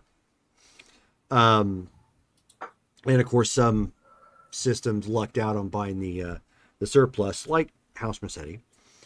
There at one point in time you came across similar plans, so you have a reasonably good expectation of where you should probably start bolting off to get to a terminal. And on this particular floor that you're at, you're going to have to race basically to the south end of the ship, like kind of like going towards the engine and conning tower where the command deck is at. But if you go on this floor down that way, you're thinking maybe about 2 halls. You're probably going to find a substation you can connect to, because a ship this size, they're going to be all over the place. And if nothing else, that particular space, the substation, would be usable for either end, like for people coming back and forth that need, they have issues with a gun on that side or docking issues or barracks or whatever have you. So yeah, at this point now, everybody just needs to run before the doors around there finish closing. Right. Right. I'll be like, this way. Got it. Yeah. Yeah, let's this Following Montan. He knows where to go. Hopefully. I say it with And confidence. I Oh, and I he posted definitely the knows. name of the admiral you guys are looking for in the Facebook chat. Admiral this- Darnath Thawson. Okay, so we run, we scoot, Yeah, this we rattle. ship is relatively similar to the one sold to the Empire or made by them. We throw So- Montana over a shoulder and run down the hall. Keep in mind, you are up 2 dice for any actions that you're taking. Oh yeah, I forgot to roll So, that. are you ready for us to roll our dice? running? 2D. Like yes. 2D. Oh my, this is gonna be fun. Sorry, we're all making Yes. running rolls at this point. So I'm taking that's going to be dexterity. Running is Yes. running is I'm strength. so glad I isn't it? took running. No, it's Woo! dexterity. No, it's dexterity. So that's going to be 46 for me. Oh, that would be 40 plus. Holy! 5. sh- Oh, nice. Oh, me too. Hey, Wow. hey, hey. Do that again. 21. I'll take it. That puts me in a very difficult. I was Okay. feeling good about myself a second ago. So what did you get, Montana? 20. Oh, Oh, got You have 6. 13. I got a 13, but we're still waiting on Drade to finish his Jedi running. It's a 34. Holy shit. I'm Wow. sorry for the language. It's just And that puts him in a and heroic. Brittany stepped away, 25. so we need somebody to roll for her. Well, I don't know what her sheet says. Yeah, do we know what We will in a second. She have. I'll roll. Okay. Well, she's got 2D. Like, oh no. Yeah, no. The moment I heard. Okay, so she has a Dale's total of thing. 60. Okay, that's including the bonus. Okay. She's got what I had. Oh, So she gets a 27. Wow. because me and Dale posted that at the same time. Yeah, I got a 25. Okay, so everybody is flying, with the exception of Montan, Just like running in an a average speed. simulation. So he's got himself a decent clip, and everybody else must have had like energy drinks. You know, Guys, Well, yeah, we can't Come throw them on. over our shoulder and just run. no, because that's not what you guys anticipated initially. You're running. So that being said, as you guys are bolting down and the doors are starting to shut, one of the doors ended up shutting on two ensigns that were down here, and they draw their pistols right as you guys get to the door to the substation. So basically, you guys have come. You're running. It's in between an intersection. You've got to the door. You've got the keypad. Montan's obviously going to have to work his magic. The other two are trapped in here with you because the door they were trying to run through to keep, going back got shut on them. So they turn around and see that you guys are trying to get into, just trying to get into a door. They open fire. Okay. So Open everybody fire. needs to roll for initiative at this point. Okay, and right, that's That means dexterity. roll perception. Oh, perception. Yep. Yay! That's a 66 for me. Do we get to add the 2 to that as Yes. well? Okay. Nice. 13. 21. Of course, the Moss Man gets a 21. I was surprised. 16 for Drade. Oh wow. Well, I mean, Mike is used to running away. 4. What? Mm-hmm. Okay, put a D6 behind it. Do what? You just rolled 4. You didn't roll Oh, 4 I D6. did. Yeah, you didn't actually. So it gave you 4. Dale, what'd you get? I'm so used to 16. of it doing it for you. Yeah, I have a. I'm fixing up my dice roller, so maybe we can use it in the future. 9. go. Oh, hey, The one I the wrote. dice roller's back up. I just realized that it's been down for like a while now. Yeah. So, anyways, so let me get all this down here real quick. So we got Mike at 21, Colin at 13, Dale at 16. Shelly, what'd you get? 9. Wow. Impressive. Mm-hmm. Mm-hmm. Not really. And then we need somebody to roll for Nasara. She has 60. That's included the bonus. I can roll it.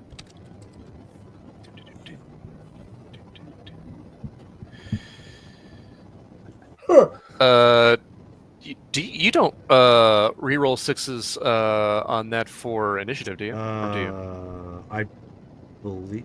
We'll just say no. It's not really going to matter anyway. So No. Okay. 26 She's for her. first anyway. nice.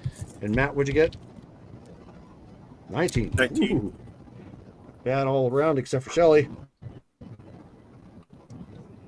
Okay. So starting at the top of the round, at this point is Brittany.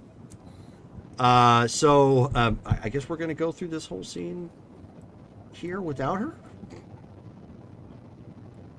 Bummer. Stepping into the role of Brittany is Jerome. So let's have Nasara whip out her. Does she have a blaster pistol? What's she got here? Blaster pistol. Okay, so she pulls out a blaster pistol. And let's let her pump some rounds away.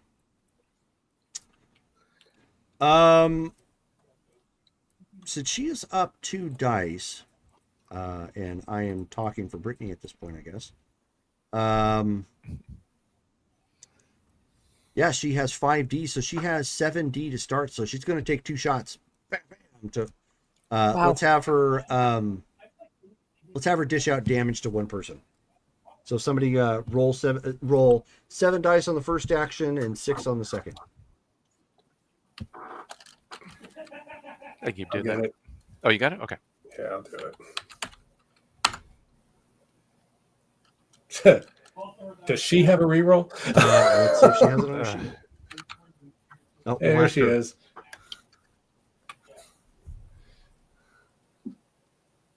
Oh, she does have a reroll.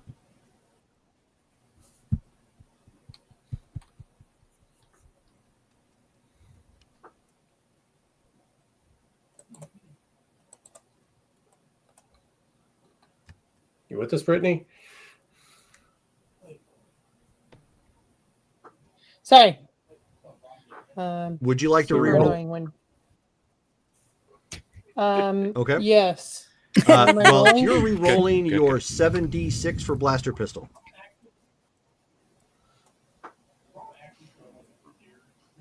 Okay.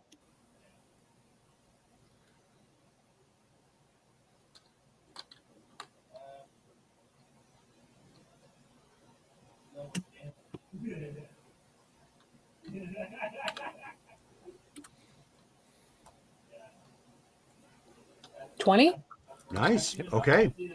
So that is definitely a hit. Since you were away, I indicated you were shooting twice. So go ahead and shoot a second time at 66.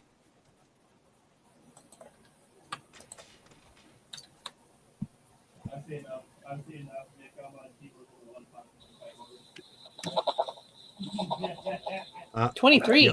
Oh, With a You 6. got the 6. Oh, boy. Yeah, I really need to finish the dice roller so those re-rolls happen automatically. Hey, Shelly, you have to 24. mute yourself when it's not your turn. Your son's kind of loud.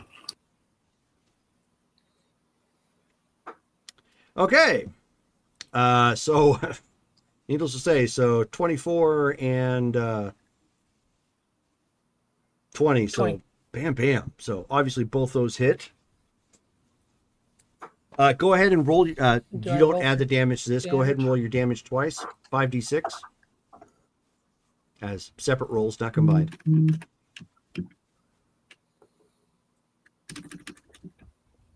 Keep forgetting which roller to use. Well, you can use the d6 roller for Star Wars. It's working right Oops.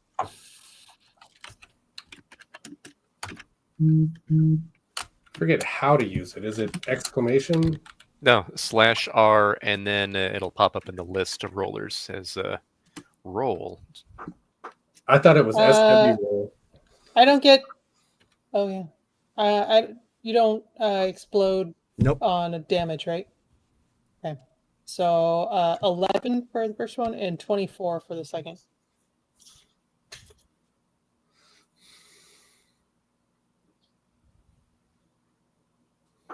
Okay, so you got. Ow. Okay, that guy is. Woof. Okay, so to recap, since you were away, once Montan figured out what direction everybody needed to go to at least get him to some sort of substation with a command control, so he can start hacking in this way, everybody started running to avoid blast door or shutting down or closing up to help secure the vessel and slow down obviously the hostiles that have just dropped on board. You guys all came running up to the substation. Unfortunately, the door just down the, I don't want to say block, but that's essentially what it is, had already closed and trapped 2 ensigns in here with you from the House Mercedes naval fleet. When they saw that they were trapped in this hallway with you guys, they drew their blasters and started and moved to fire. So basically, you guys came running in. Nasara at this point runs, does a baseball slide, draws her pistol and pop, pop, and before he can even get his shot off, first hit kind of knocks him back and clips him in the shoulder. The second one, boom, connects right in the chest, causing him to slump up against the wall, and he is just done. That is, and of course you got the highest. You also rolled the highest initiative at 26. So Mike, My reflexes are yes, on they point. are. Yeah. So Mike, it is up to you at 21. How much distance is there between the target and us? Is he down the He's hallway? within short range, so pretty close. Okay, so the reason I'm asking is, if I cast Fireball, am I going to all of Yes. us? No grenades. If you decide to cast Fireball, that could be bad for everybody involved. All right, well then I'll shoot Okay. with my blaster. Boom. Guys, we're going to see Montan use a blaster. This is I've a used the momentous blaster occasion. before, It's 10 by 10. once or twice. Use is a generous Oh, term. Listen, Wow. I'm going to shut up Ooh. now with that roll. I'm going to shut up. right? I mean, sometimes the hazing just does the trick, Right. 25. All And right. you is your blaster skill 5d6 or you? No, Okay, no, just that's making what the sure. plus Okay. two. So you draw it real quick, somewhat still unsure hands. This is not your normal modus operandi, but like right as Nasara dropped the first one, you had that sudden bolt of courage, like I can do this. I can do it. It's been a while. Just boom, and poof, you hit him like right in the chest as well. Go ahead and roll your damage. No. Does it get a plus 2? Okay.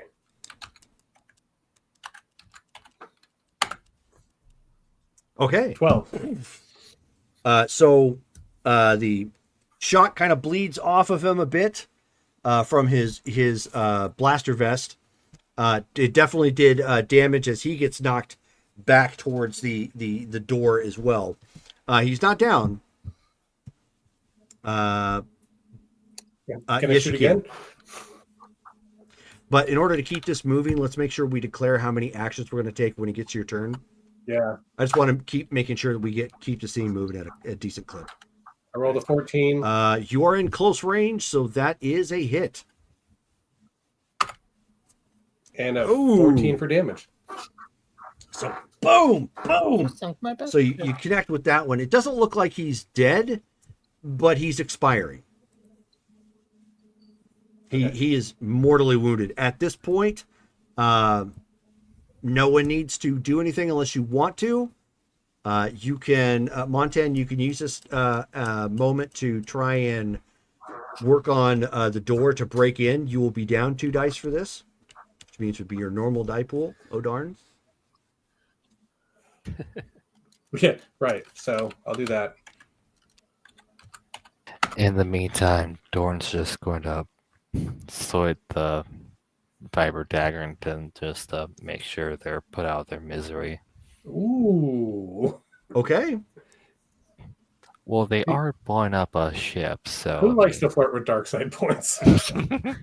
they are blowing up a ship, so it's just Okay. So, I rolled a 13 to Yes. open the door. all right. So that is not going to be good enough. So you end up getting like a code. It beeps at you. Didn't give you access. We're now out of combat as of this point. Anybody do anything while you're in this hallway? Still opening the door. Going over to the ensigns to seeing if they have any like They comm do. links on them. Okay, grabbing one of those so that if we hear what they're doing, we kind of have the what's up Okay. with regard to that. And right as you do, the ship Smart. kind of rocks as it gets hit with something from the outside, obviously. I'm going to tap into the sensors in the suit to check for life forms in the area. Okay.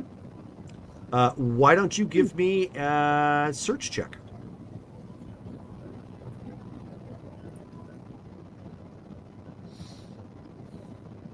Can I roll in the door again? Yes, go ahead, Mike. 23. That's enough. So it obviously it took you about a minute or two.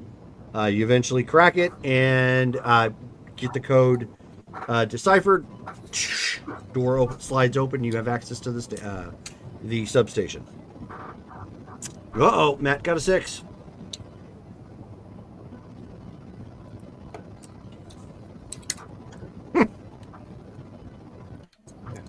So 15. 15. All right. Well, that puts you into moderate. that's still moderate. That's still Oh, yeah. moderate, yeah. I need Yep. to keep that chart up. Yeah, 1 off. Okay.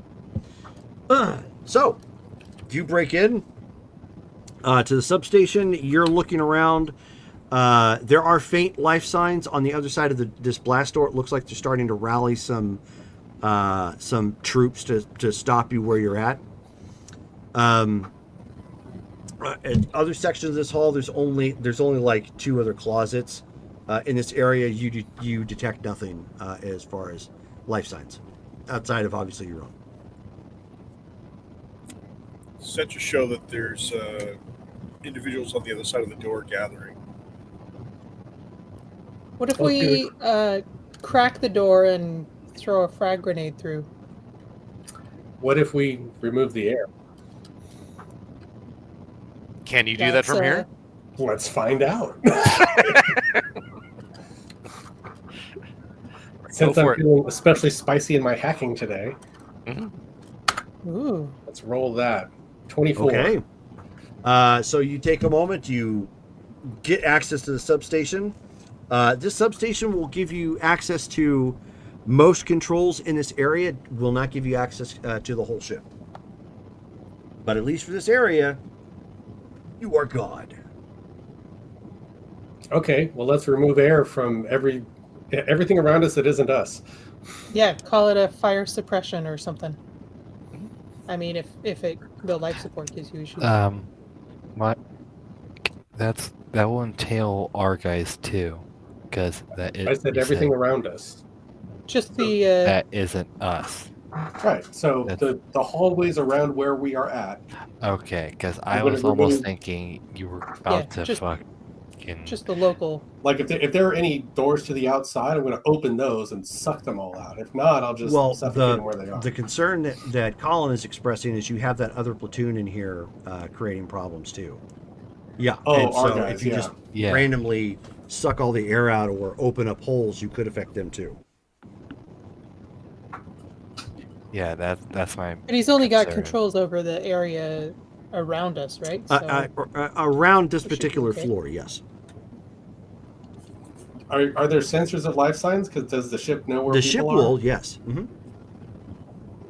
Okay. Can I map us a route, even if we have to go over a couple hallways? It's Yeah. clear. But it's going to require you to Okay, basically lock them down in that area and then proceed.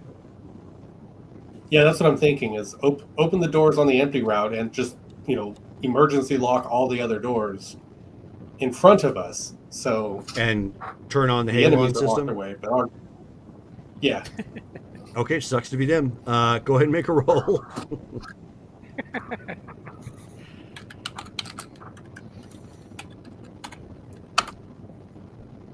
29. Ouch. Yeah. So Almost heroic, I think. That's Yeah, it's 2 away from. So Mark. yeah, One off. you have no problem doing that in this particular area. They were already trying to secure some of the doors anyways. So you managed to shut them and lock them, hard lock them from this particular station, and take a moment to pull up a rough map so you can see. Okay, well, I've locked them in here. We can either break right or break left, from the substation and continue on, and activate fire suppression. Sucks to be Massetti. Well, yeah. Hey, they blew Could've his told you arms that. off. We got a grudge for sure. There you go. So from here, which All way are right, you going so to I'm go? gonna- You can literally go right or left because you're near that intersection. Gonna download the map Okay. onto my data pad of the ship so that we know how to get to the Sure. control room from here. And I don't know, right or left, right? Just looking at the map real quick. Does it look like there's any obvious advantage going left or No, right? the section of the flooring that you're on, most of this is all pretty standard. This is just a part of the boat. Some of the ship's crews and whatnot are here. The only thing that's going to cause a problem is when you get further, get a little bit further in. And this doesn't really matter. It will be right or left. You're going to be facing some barracks, which are obviously stationed Okay. near the Victory class Star Destroyers have that large bay from the bottom where they basically drop down the TIE fighters and fly, or ships fly up into it. When you Right. get close to that area, you've obviously got a barracks that you have to worry about.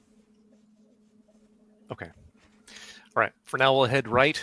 We're gonna have to worry about that barracks when we get close, but everyone keep your eyes peeled. Stay frosty. Okay. So we head right. Who rolled? It was Montan. You rolled tactics for this, right? T4 rolled the Starship Okay. fight tactics. So who else here has tactics then? I do. So we have two Half the hands crew. raised and one verbal from Colin, because I know Colin has tactics. Who would like to do tactics at this point to try and navigate your way through the ship to possibly avoid any spaces that would be obvious that they're going? That depends. Without the bonus, who has the highest? Well, Let's see. Well, 5D. 5D plus, no. It would be 4D. with the bonus, I'd have 7D plus 1. Yeah, you win. I have 40 What is both the tactics under? bonus. I have Yeah. a So 6. then Drade would have the most then. Go Yeah. ahead and roll it. What's tactics under? Knowledge? Knowledge, yeah. Oh my gosh, that was kind of terrible, but 18, so it's at least a difficult. Wow. I give it love. a shot. No, you don't want to. You don't want to. Do a second shot. Because the problem is if too many people are doing tactics, you're going to end up screwing something up. Mm-hmm. Same thing in the military. So, anyways, Yeah. Drade. Okay, so you look at the map that you've downloaded at this point, and looking around, Yep. based on the direction Montan is indicating you guys need to go. You've identified at least two points in front of you where it's most likely they have positioned people to try and stop you and or kill you. Obviously, you don't have any eyes on them. No one has that level of connection as of yet. But what you're looking at here is you can either try to go through one and fight your way through, and hopefully don't get bogged down, so you can keep up your speed and getting to your destination, or you can try to divert a little bit further out off around to an area they didn't think that you were going to be coming down. I mean, let's do that. Yeah, the fewer shots we fire, the faster we can go. So we'll go the other route. Okay. So you take the longer way around, coming up to the far side of the ship at this point. Again, the ship rocks as it's taking some more hits. In the earpiece that you took, or the comm link from that guy, you can hear orders being barked on, left, right, and center, like get it together, form up starfighters. We need to create a picket line or something to stop these guys. And you end up hearing screams from emanating from one of the frigates as it's going down. So it's utter chaos. Yeah, chaos. It's almost too terrifying to keep it in your ear because nothing seems to be going right, and it's just sheer horror of war on that side. Like it's it probably would have been closer, obviously, if Torinar's fleet hadn't suddenly just shown up. But with the force powers that are obviously at use, as well as the overwhelming firepower that was just brought to bear on, in the space war, this is quickly becoming a very lopsided affair.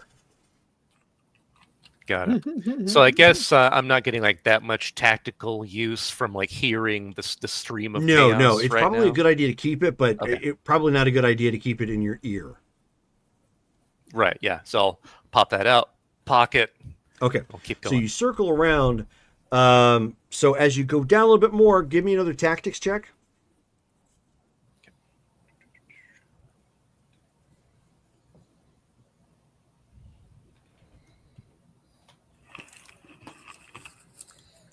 $19. Still difficult. Yeah, nice. Okay. Even with 3 dice coming up with ones. Yeah. Okay, so you're looking around at this point, stopping, and you have come up.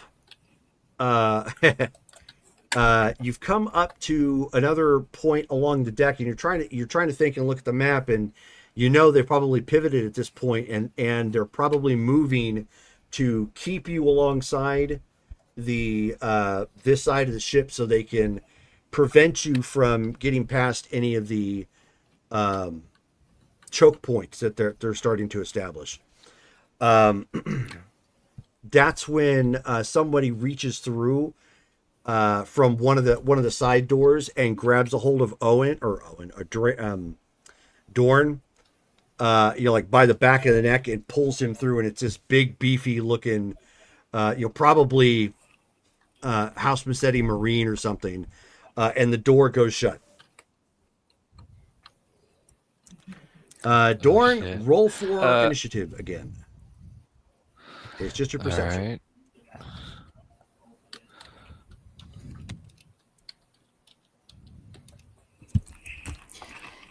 Yeah, Dorn just made mud pies in his pants. Oh my. I got 20 with a nat 1. Okay. So that's gonna hurt. All right, so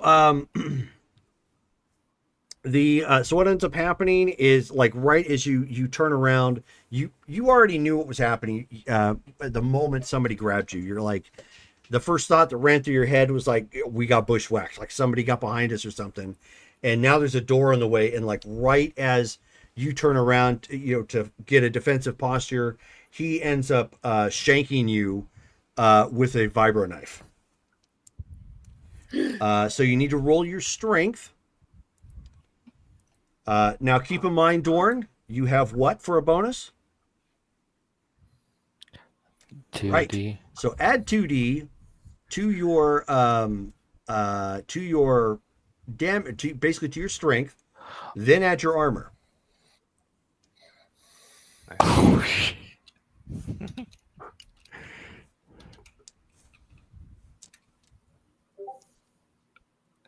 19. Okay.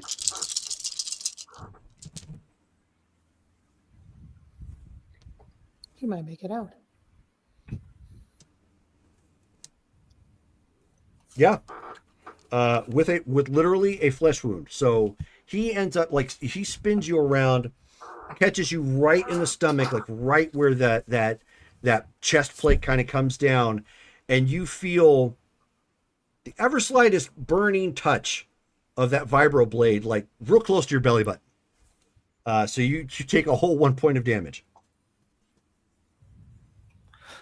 That looked So like I'm it should have guessing probably that- done a lot more, and not today. So would I be at stunned or wounded? Yeah, you're definitely not stunned.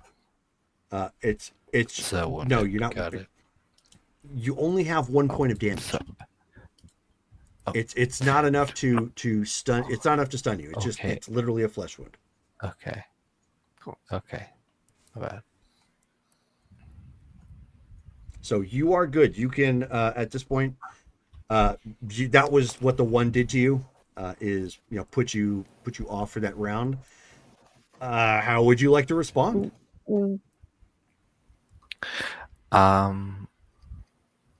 I did modify the hunt suit for having wrist lasers. Is that on your character sheet? Yeah, Let me get that pulled up real quick. it's on the hunt. It's on the hunt suit. Where did you modify it from? From the Like what book did you use to modify it with?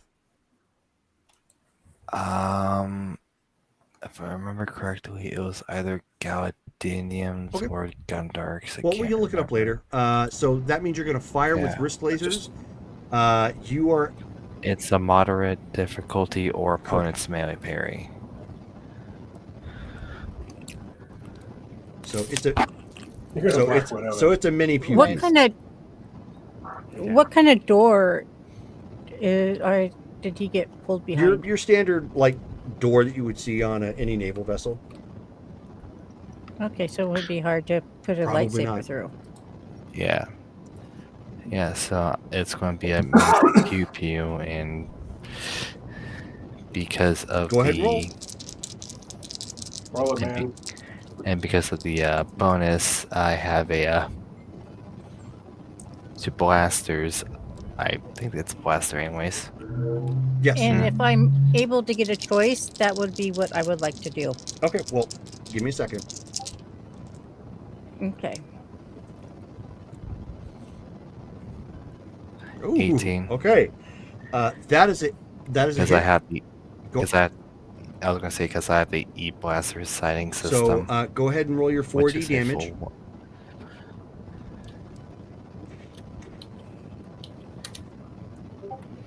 15. Nice. Okay. Let's take a look. Is he able to absorb any of that? Let's see. That is. You said 14?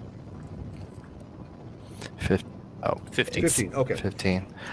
I'm trying to keep my Yep. my voice toned a bit down because Sure. mom just went to I get bed. it. So, you pull it out, surprise him. Pshoo! You do about as much damage as he did to you. Both with kind of surprised looks on your faces. He hit you with a vibro blade. Looks like it should have killed you. You had a wrist laser on him that you didn't expect, and pew! Okay. So now that we're done with that particular action, those of you who are on the outside, if you like, you have one attempt to do something, if you would like.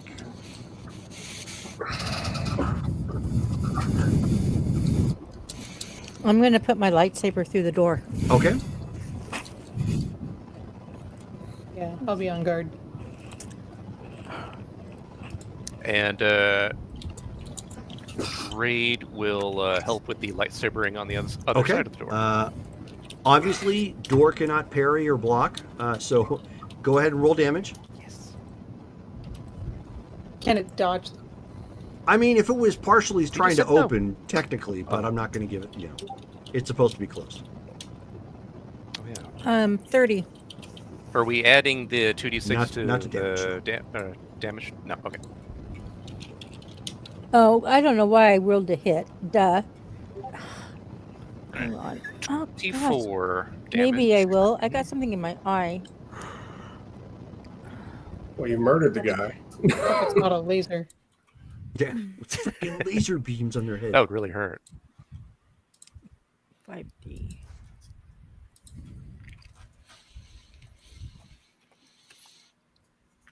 So who got what? So 24 from me. Jeez. And 16. Shelly got 16. So Yeah. Okay, so Colin, thankfully you're just far enough from the door as two beams of differing colors poke through the door and just start going da, da, da, da, da, da, and you just see it like melting on either side as it's coming down around you. So for his action, he is going to try and kick you into the lightsabers. I was gonna say he makes mud pies. You can attempt to dodge or melee parry.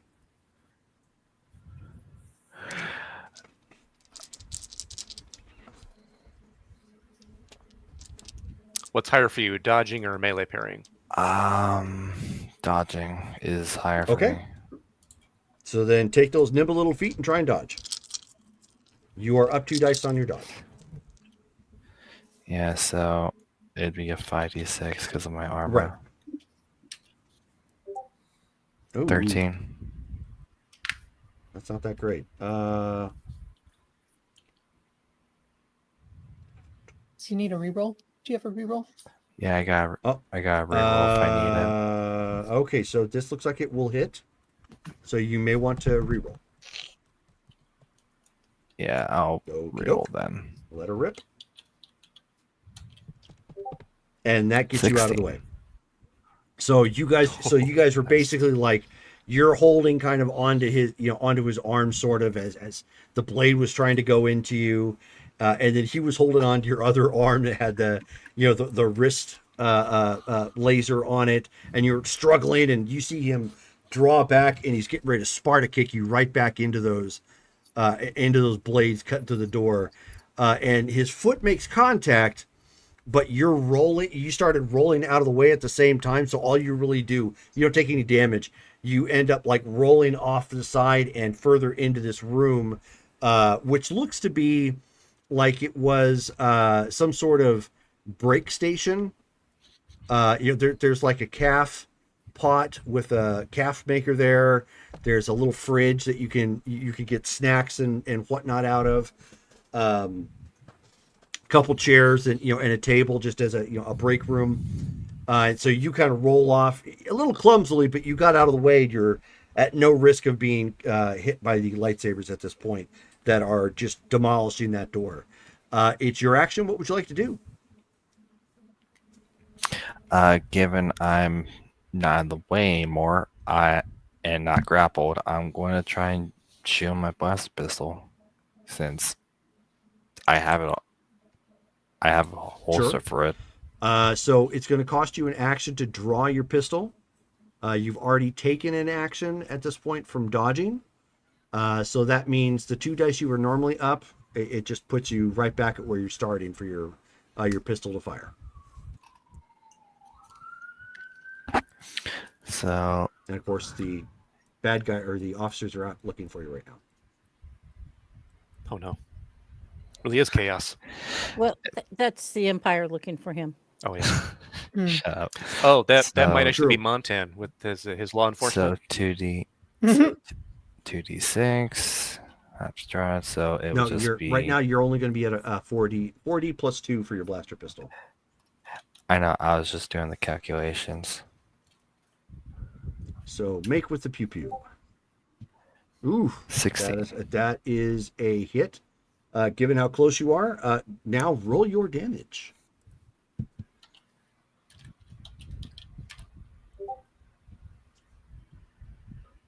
Bruh. Shoot. And 9 we know what damage. 9 means. So you shoot him square, like you get him right in the chest. The blaster energy crackles and bleeds off of the chest piece, but it doesn't look like the way you hit him at the angle. It didn't do really anything to him. Just the door is down.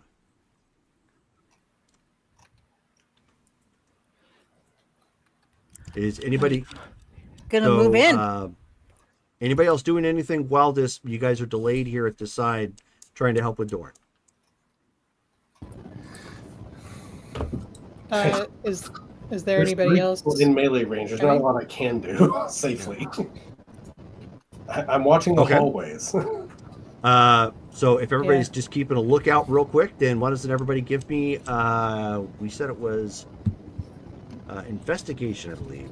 Sure glad I knew I should have I'm popped. sure glad I pinned that. Now, Asada would have moved in as soon as the door came down. Yeah.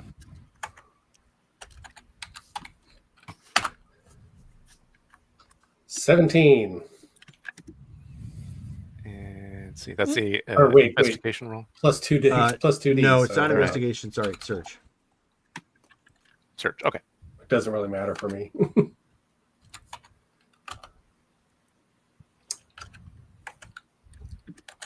Rolling my last 2 dice there. 22. Let's see. Also 22. 12 for Jarrus, keeping an eye out on the forward corridor. Oh, Dale, you didn't go in. It's only Sada. Okay. I'm letting Asada Sure. Okay. take care of that. Yeah. So then the rest of you are. Keep trying to roll 6D instead of 66. But 70 is what I Sure. have Okay. researched. So 21. 21. So all of you are keeping a level ahead and kind of ducking down and looking. And Drade right and this makes sense, given how sharp your senses are. You just happen to look at the very last moment, and you end up seeing men dressed similarly to stormtroopers. The armor's a little different, style-wise, but it looks very much like these are their commando units. And a couple people come running around the corner and start opening fire.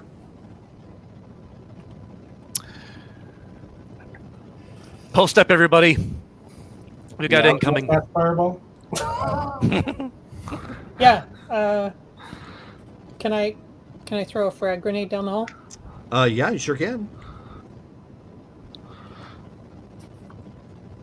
What is my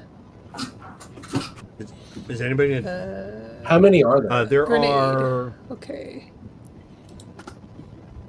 3.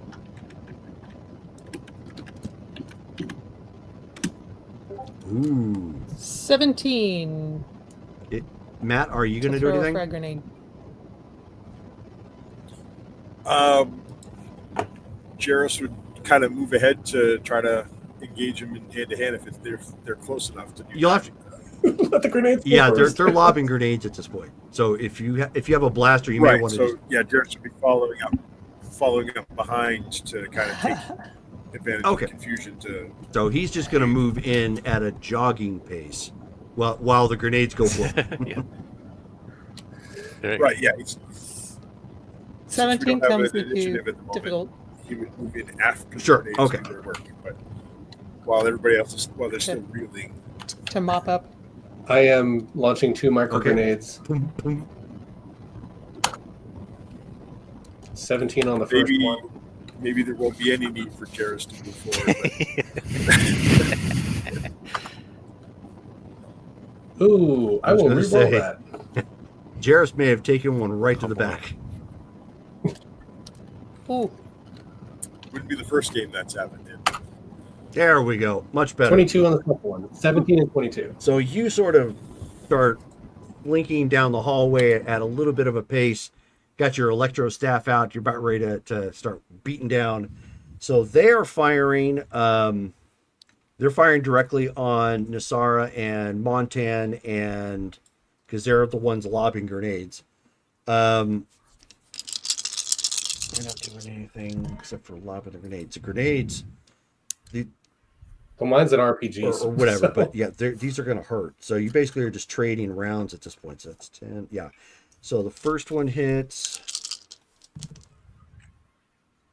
Second one hits. Third one hits. Okay, so it's a toss up. Montana, let you call it. Odd or even? Even. Ooh, Nasara, you take 2 shots. Oh, Sorry. However, roll your Always go with damage the odds. for the grenades. May the odds always be with you. You have to remember Basically, since both of you were just standing there, you had the time. You lined it up like Nasara lobbed one grenade, and since they weren't moving, it lands like right in the middle of them. Montan's all thump, thump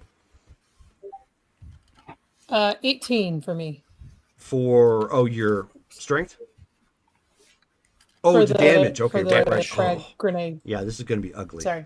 Go ahead and roll, Montan. Working on it. 17 for the first one. Okay. 12 for the second All one. right. that. Bye bye.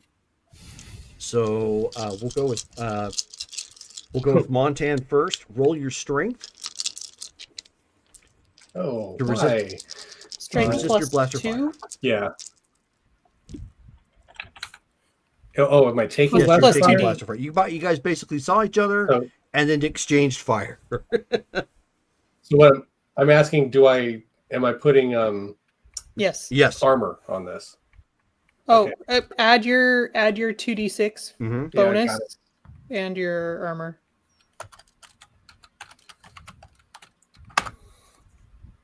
Oh my god. I should maybe look at mine. How about I re-roll that? 18's not bad. Okay. Well, I guess it's not a. It's a okay. Yeah, I'll it's stick not with it's the not a 18. botch. You don't botch on rules like that. Forgot I don't botch soak rolls. Okay, so here's 6. That makes 10.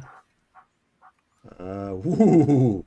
1 off. Okay, so you get shot and you basically do the Mandalorian thing where it hits, sparks off sort of thing. You're like, oh, okay, I'm still in this. I'm a very Yes. tough father. Like momentarily Okay. his hair turns to steel, like, for that extra armor effect. Iron Bothan. So Nasara, you need to roll your strength. Roll twice. No, have you roll once. Just 2 shots. 15. And you added your armor too, right? Okay. Yeah. Okay, so here is 10. Ooh, not bad, guys. So you took a minor hit. You are stunned this round. So like this one struck you like in the shoulder. Most of the energy you see bleeding off and sparking, from the blaster fire, doing almost nothing to you. It just caught you by surprise mostly. Second shot, bam! That is not going to be enough. Yeah, so second shot hits you and it does kind of the same thing. Like you pulled a Mandalorian, much like Montan, like it hits, but it, reflects off from your blaster pack, or you kind of rolled with it and really didn't do anything to you. So not bad, not bad. Okay, so Asada? Yeah. Make sure I'm not muted. I'm going twice. One for each Okay. lightsaber. So Yeah, luckily I'm not in close quarters with them anymore. Yeah, no, you rolled out and you've got a little bit of room because you're in the break room at this point. In fact, if you really wanted to, you might be able to grab yourself a cup of calf. Hide Give behind me- the fridge. get me a candy bar while you're at it. Okay. Deflect it with a roll the spoon. first one.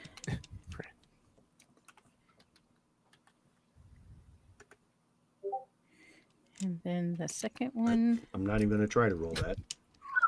Wow. Heroic for the first. He's dead. He's dead. Chin. DED. Dead. And 24 for the Nice. second. Okay. Go ahead and roll your damage. Okay. 5D for both. Mm-hmm. Yep.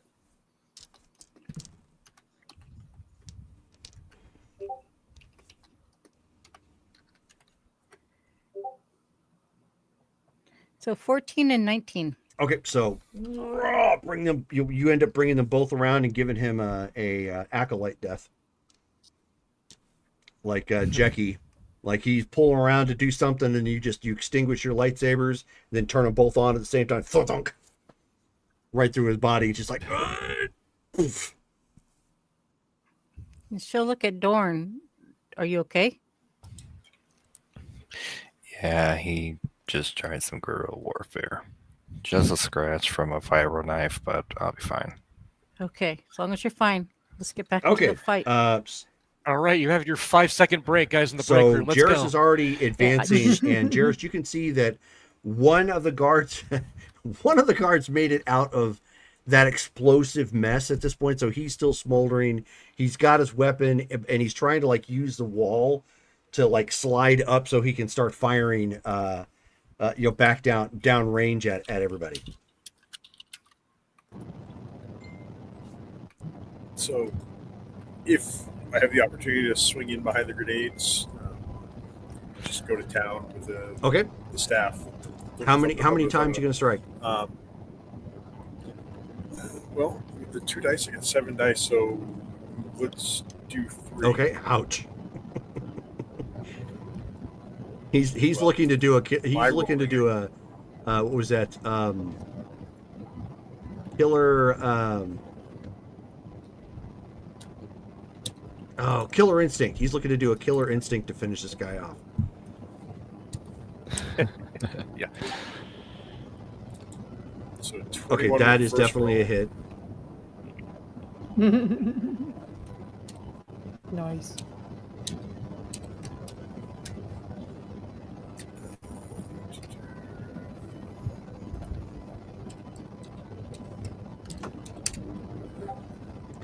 The 23 damage. Okay. Are you sure you want to attack more than this once? I Yeah. may not need to, but I had to make that statement just Sure. because I So know my you dice, you come running in there and go, and then just boom. You connect with him like this was Happy Gilmore connecting with a golf ball. Just bam! You connect with this guy and you see like the energy from your electro staff like burn and sear parts of the armor, which is a little hard to see because it's already like been blown up with the explosive gases and the missile fire or micro missile fire and whatnot. But you take his head clean off and you can see the bucket anyways, and just boom, and you see like that helmet, like the strap end up snapping. He goes tink, tink, tink, tink, tink, tink, tink, tink, tink, down the hallway, and he just buckles and hits the ground. He's dead. And Jim. does he have a Massetti insignia? Oh yeah, all of them have a Massetti House Massetti insignia somewhere on their armor. The other two are I mean, you know what to look for, but the explosive devices really kind of blurred who they were. At some point, like their designator on their armor and like the house patch and whatever, like it's like all that's like toast. If you wanted to take one off this one guy here, you This could. one, right? That's what I was going for. Is it Yes. a removable, like a Velcro? type It's patch? actually it's So it's we- like a hard magnetic patch, so it would take a little bit of grip strength, but it's not a problem. You can pull it off. Yep. So we Taking take trophies the, home? Okay. Take the trophy. Yeah. Yeah, exactly. Yep. I like that idea. I was Maybe gonna should say take one. that would be kind of cool to see who gets the most. Who are we? Big damn Make it a heroes, sir. competition. Ain't we just? All right, so you do that, and at this point, give me another tactics check so we can kind of speed this up here. Get this to the end of the game for tonight. Okay. Oh, 28. nice. Okay. So now with the other squad causing some problems on another deck, it's causing them to obviously shift some of their soldiers around. And you can hear the ship is still taking fire. Like occasionally it would rock again, and you can hear alarms coming out, advising that there's been a hull breach on deck so and whatnot. Like it's getting super hectic, even just from what you hear inside here. Thankfully, what you end up doing is you hit an air shaft and navigate through the venting to make your way past some of the cameras, so you're not obviously seen, and you end up climbing out into the turbo lift that takes you up to the main deck. Nice. By this point, there is a lot of chaos that's going on the inside. Orders not being obeyed, people confused, and the fog of war getting to them way more than it should for some reason. Those with the Force know exactly what's happening. The opposite of what's happening to you is happening to them. So it's obviously causing coordination issues as well as misfires and misread signals and whatnot. You guys come onto the bridge. Boldly standing out there is the Admiral, almost purple in the face. Abby shouts, "Through the vents!" Yeah. Yes, she is Purple Melon 17. Purple Nurple. So you guys come. No. You guys end up coming out, and like just as the doors open, because of everything that's happening, there's that uncomfortable like surprise, like the scene where Miggs ends up shooting the Imperial officer, and then everybody in the break room just is like what the heck just happened, sort of thing. And then he just quickly uses that moment to go boom and shoot another person. You have that like a second to act because of all the confusion and the surprise you had as you just come up on the bridge. I would like to shoot. Stun him. Yeah, Dorn's taking this moment to get the cuffs out and basically tackle him. Okay, to so we've cuff got him. cuffs being brought out and a movement to tackle. So you can certainly move to tackle with one die down. Nasara is shooting. Have you set to stun or kill?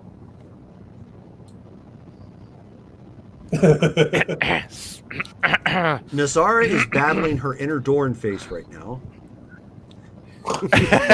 Were we instructed to Yes. take him alive? I Yes. missed that part. Yes. She was No, like, you didn't. but I was a little fuzzy on kneecapping. All right. Does we eat I will all of switch him it to if he stun. lost a limb? Alive just means his heart is still beating.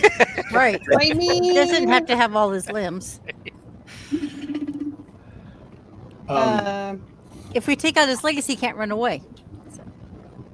Are there like guards on the bridge? As There well, are, or but again, anybody else have to worry about? everybody is in that momentary lapse of confusion because of what's going on. It's very much like that scene I mentioned in Mandalorian. No, I got it. But what I'm looking for Yeah, a let's target go. for my stun grenades. Okay, basically. well, Oh. if you need, you can lob past the captain or the captain/admiral's chair Right. to the people that are running, the ship itself. Okay. Yeah, I do that. Yep, so, Two of them. Yep, so To you're two all- different parts of the See? bridge. Am I going to need to roll strength for you that? will. I'm trying to figure out who's doing what here real quick. Asada, what are you doing? At this point, there are 3 guards up there still.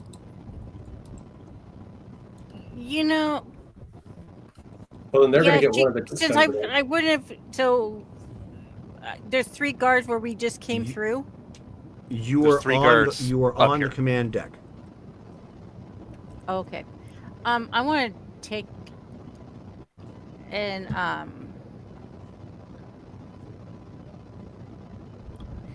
I don't want to use my sabers, so I want to put those away and grab my blaster. Okay. So So if you put them away, that's a D down. If you pull out your blaster, that's another D down. which negates basically the Right, big so it bonuses. would just Yeah. be my regular. Yeah. Okay. Jerome, this guy is, I mean, he's House Massetti, but he's not like anyone that No. I would know. The Right. one tidbit of information you had is that he is in command of the entire fleet. Okay. But he's not the guy that I have a No. personal grudge against, so 13. I guess I'll stun. Okay. 13 to hit one of the guards. So we are attacking at this point. I'm using a force. Oh, you're point. gonna use a force point to tackle. There's the leaping forward. Ouch. Okay. Okay. So you are up 2 dice to roll purposes, obviously, because you're using a force point. And then for your tackling is a brawl. So whatever you have for your brawl, you're still up your 2 dice for the inspiration. Yeah. So you've got a lot to roll. Oh, and a 6. Ouch. Holy cow. Nice. 25. 25. Thank God it wasn't a 1. Oh, oh. Roll again, Britt. No, I mean him rolling a 1 with all those dice. Oh, 26. The force is literally. with us. Okay. Nasara and Dorn, we'll resolve this real quick. Go ahead and roll your damage.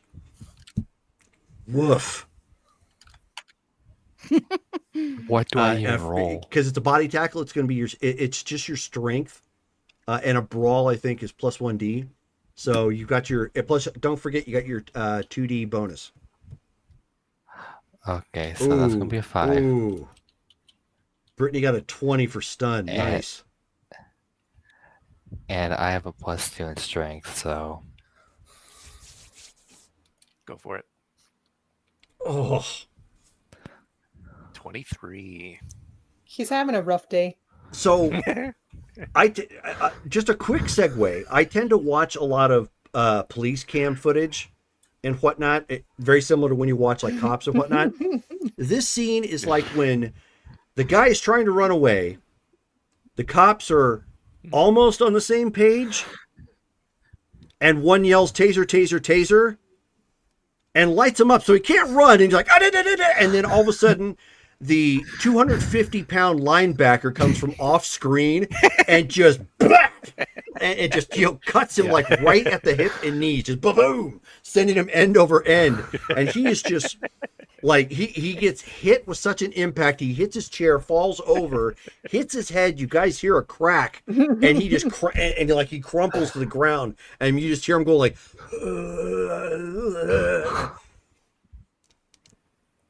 He did more than make mud pies. Yeah, he got jacked. Okay.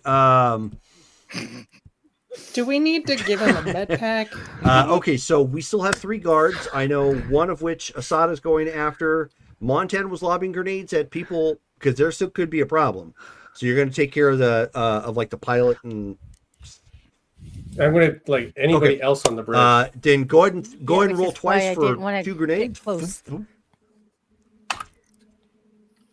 Oh, 24 on the well, first you got one. a 6. Oh, you still have the 6? Wow. Talk about a time to start rolling hot. Yeah, no kidding. 26 for the 26. first one. Go ahead and roll again. I Wow. wonder if it'll hold for Matt too. Now would be the time.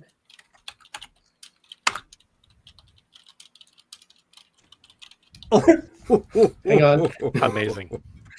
Wow.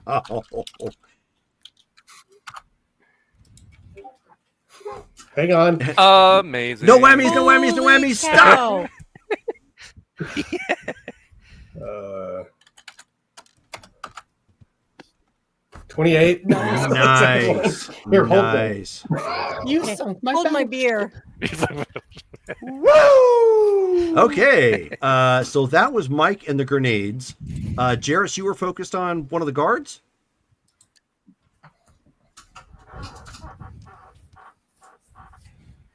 No, I was actually saying I was going to leap forward and drop the admiral as well, but That's already happened. yeah, And Jairus is kind of just like standing There's there like, 3 guards here, so there's one you could pick on if you wanted to. Are they close together? 3 guards? Or? Position wise, they're you can take a few steps and get to hand range, which is what Asada is doing with one of them right now. I'm assuming Drade is going to do the other one. Okay. Exactly. So that leaves one for Jairus, I guess. So. Let me ask: is it going to take 2 grenades to take out all the other people on the bridge? Or can I make one of my grenades go towards the no, because at this point you've already lobbed your 2 grenades. So, but no, it's not going to. But if it fails, then yes, you can lob another one at one of the guards. But okay, so I think the rest of the officers are probably going to give up after seeing the admiral get tackled. So Jairus, like let's that. start with you then. Let her rip. Yeah, so we'll do our Okay. 2 attacks just to cover my bases. Ooh, 30. Nice. The first one. Finally. Holy cow. He slides in here like he's Bruce Lee all of a sudden. I knew I was going to hold out for you. the luck was going to work out. You see, we just needed 4 years off, and then we came back strong. We jinxed it. Oh no! With the Oh, well, 19 that's- damage. Yeah. Okay. that's So damage. great. So roll for your second attack.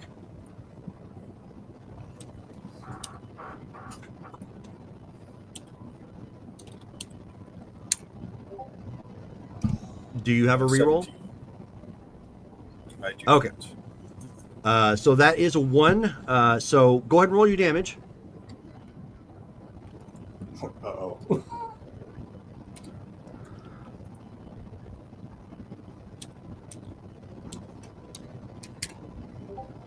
Oof. Ouch. Okay.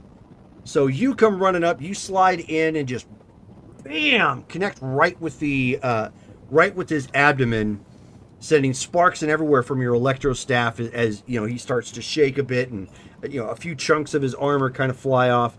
You spin back around with your electro staff, connecting in the head. You see more sparks. Obviously, another kind of chunk of his I forget, lamellar or whatever they call the actual material that they make of the standard commando armor. Break that piece off, but in doing so, that tip of your electrostaff ends up getting damaged. You still got the other part if you need it, but it snapped, connected him, and he just buckles down as he's shaking as well. So he's down and out hard. Asada. Yeah, I'll roll my damage. Well, I'll roll my damage. What did you get to attack? I don't remember. Let me look. Because I don't see where you rolled to strike. Did you roll? Yeah, I rolled a That's your 13? yes. Because I was before Montan and Okay. So that swing. it was my very last roll somewhere in this. Yeah, the only one I have is the 13 right there, and I don't know if that was. Yeah, that wasn't. Yeah. That wasn't your attack. So you haven't So you roll haven't to rolled attack. yet for attacking. And Jairus got a reroll. So go ahead and make sure to notate that down. 12. Oh, I had that. No, that's a Okay. 1. I'm re-rolling. Rerolls never help me though. It's kind of waste on me. Okay. You guys use up all Okay, the good so mojo. you have yeah. Okay, so that was your were you doing 2 or 1 attacks? Okay. Just so- one. So you end up connecting with him. Go ahead and roll damage. I rolled a 1 to Roll hit. I rolled a 1. damage. Okay. No, I'm rolling.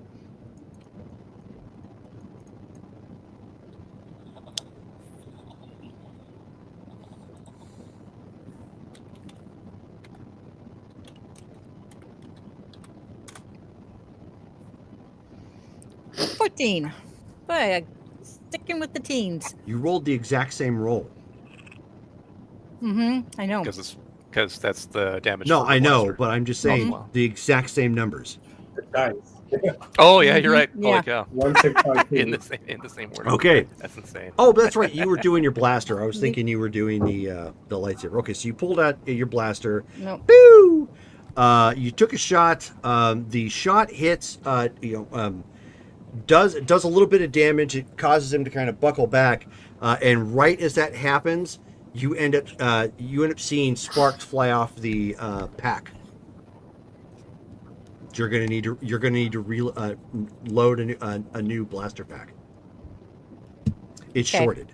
Drade. Yeah, I am going to use my saber, and so there are now like 2 guys Yes. left standing. Are they like near each other? I mean, it's within melee range, but they're not like right on top. They're not necessarily right on top of them. Right, but if like I wouldn't have to like No. run from one to the other one. No, if it we're would trying be to- like okay, if you cool. swung on So, yeah, I'm one gonna- and then take like almost a step and a half off to the other sort of thing. Okay, cool. Yeah, so I will go ahead and get close to him, swing on one, swing on the other one. Let's see here. Okay, we're gonna get +2 on that.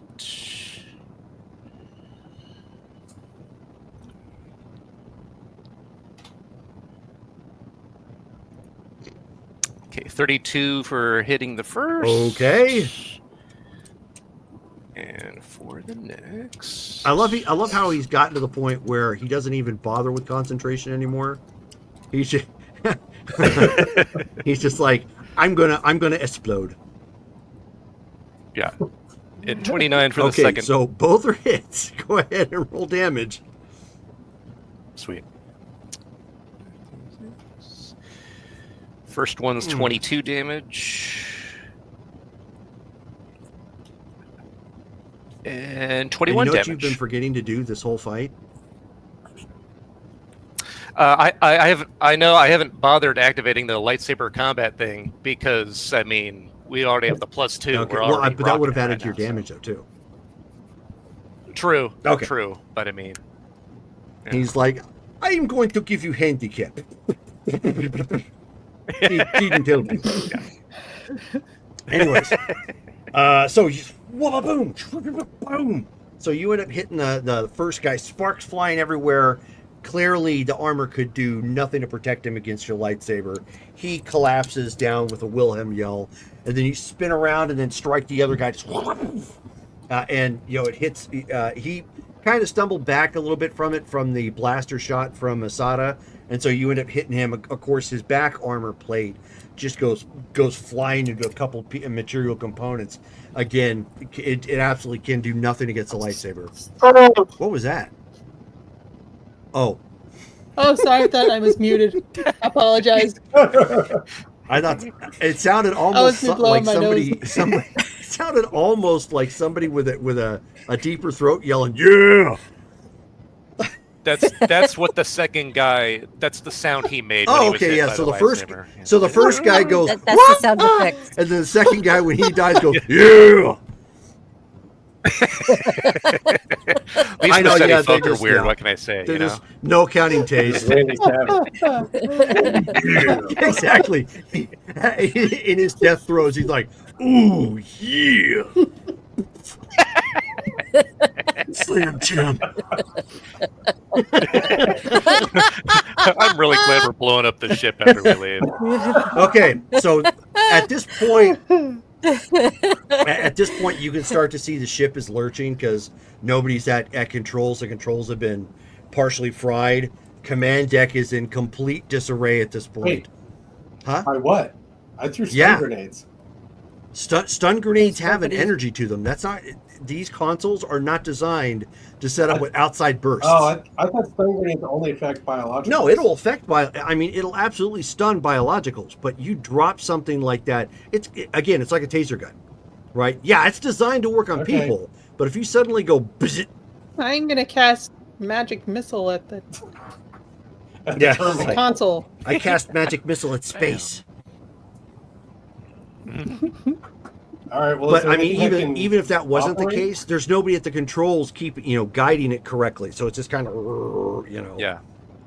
So anyway, so the command deck at this point, everything's starting to lurch. You can see fire starting to stream, or not fire, but the burning under deck and parts starting to break off of the ship at this point as it's starting to come under fire from outside vessels. And now that you guys have got have a moment to take a look and see like what's going on, it's chaos. I mean, it has been chaos before, but now from the 30 minutes or so that you guys have, or I should say 45 minutes it took for you to make your way through here and run to the command deck, looking out over space, it's looking like a junkyard now.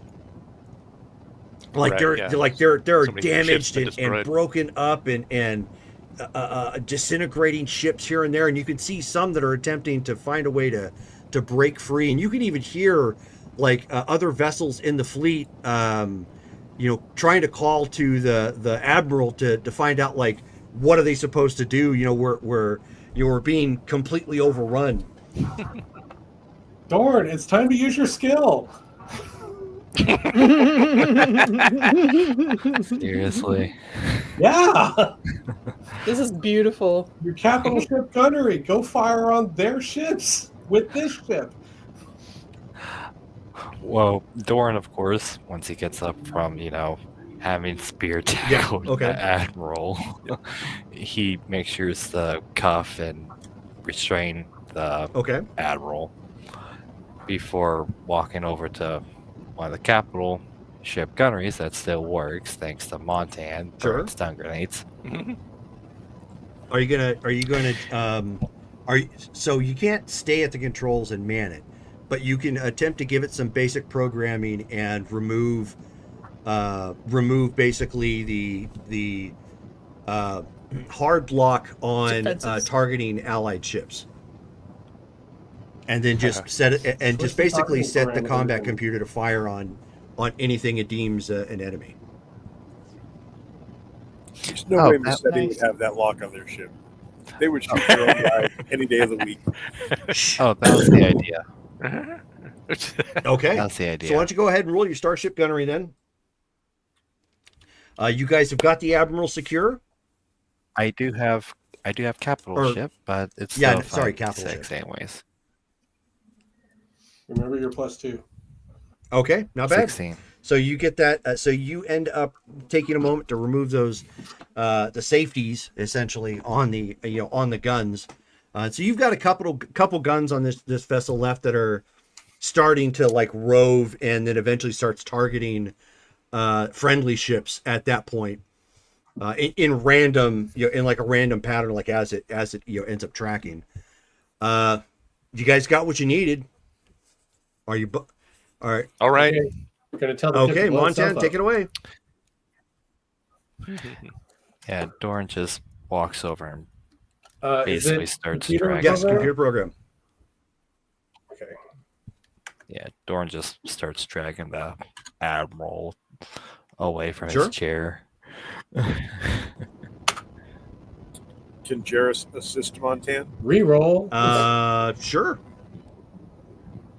This would be the reroll from Charlie. Do you have any more rerolls after that? I do. Okay, good. I came in with 3 rerolls. Dang. All right.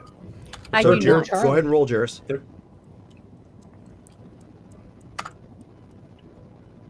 Woo. 38.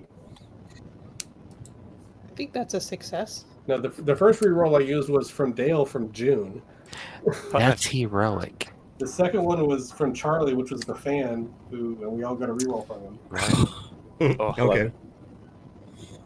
So between the two of you, you have managed to reroute secondary power back to the power plant, which immediately warning signs are going off that the power plant is charging to overload,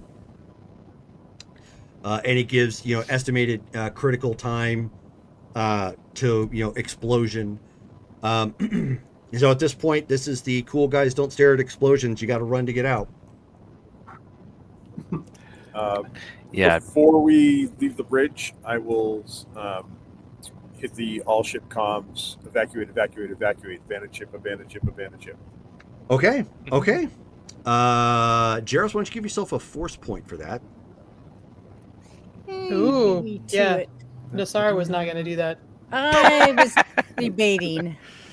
Okay, so you end up at this point. You've got your guy. I'm not going to worry so much about who has what, but you've grabbed him. The rest of the squads start pulling back. They've got the area secure, and in fact, they managed to pull two convenient targets of opportunity. It looks like they're probably like lieutenants or somebody, just other low-ranking folks to try and get some additional info off of, and everybody, pulls back into Jairus's ship. The what, Minoc? Skimming. Skimming. Skimming. Skimming So you- Monarch. I don't know why Doran that's so hard to The remember. Minoc skims Yes. across the waves. So, Yeah. and then Doran you guys Jones, end kids. up breaking free. And you can hear you can hear from the command ship. You are cleared to land. Bring the valuable packages in. We are leaving to press the advantage. Understood. Roger. So We fly in. So here's where narration takes on. You guys fly in. Everybody debarks onto the Kandosi dreadnought, and so they start pulling away, because at this point they don't need to be here. Like, the battle has been completely lost for House Massetti, like in a tragically bad way. And so now, Nice. as you're following through the ships, you're going about. At this point, you get a moment to take a breath. You hear from command. You guys are just along for the ride at this point. You probably won't be needed. So everybody tends to stay around their ship anyways, including the two platoons that you've got. What you end up hearing when the ships drop out of orbit, you end up hearing that you guys have dropped into orbit of shoot, where did it go? Never I know, heard of huh? that place before. Yeah. It's another new You planet. were at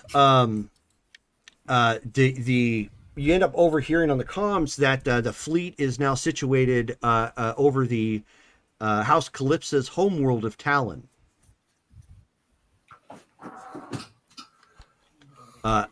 And then you end up hearing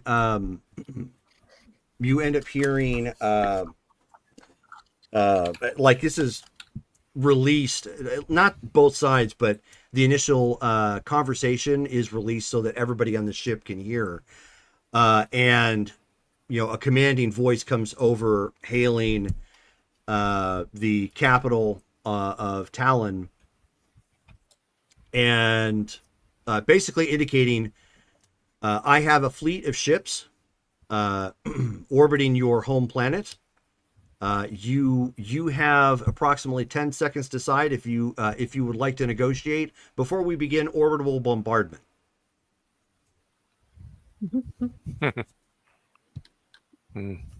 And at that point, you end up hearing, like, there's comments going around from various commands that, okay, now at this point everybody needs to stand ready in case we're going to go, and then eventually you get the all clear that they're going to entertain dignitaries from House Calypso. Yay! Funny how that works. And so from here, this is where we go to full narration, as you guys end up hearing,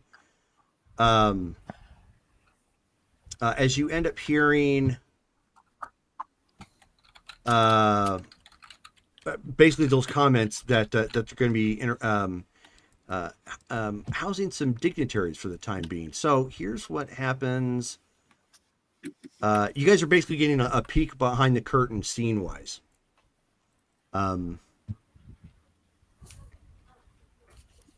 So aboard the so what ends up happening at this point, aboard the command ship that you guys are on, there's an office here that's acting as Lord Ixal's temporary command suite. The chamber is sparse, more war room than a throne room of any kind. The lighting is soft and indirect, no excess. Only the quiet hum of the distant star systems. The participants in this particular scene: Lord Ixal Torinar, a calm, unreadable, no ceremonial garb, only muted armor and a datapad at his side. Envoy Carlin Dost, mid-50s, a veteran Calypsan diplomat, and former trade attaché to Pelagia during its darker years, chosen for his discretion and memory. And Lieutenant Mela Rin, Exal's personal security aide, silent, standing in the shadows behind him. And I'll upload these documents so you have it all. You don't have to write these names down. You can, of course, decide what you want to put in the notes or whatnot. That's all fine. So it's the opening of the scene. Dost first enters the room and offers a respectful bow. Lord Torinar, High Lord Warshed sends his regards and his regrets. The latter is accepted. The former will require more time. And Dost kind of gives a measured response, noting the tension. He says, Calypso recognizes the altered state of regional control. Talon will not resist restoration of previous Pelagian systems. His High Lord wishes to ensure that the transition occurs without incident and with protection of the civilian infrastructure. So Exal leans slightly forward, and he says, that's a generous interpretation of surrender. And so Dost, he chuckled slightly, but remained diplomatic. He says, we're not interested in rebranding failure, just managing what follows. Calypso is ready to talk peace.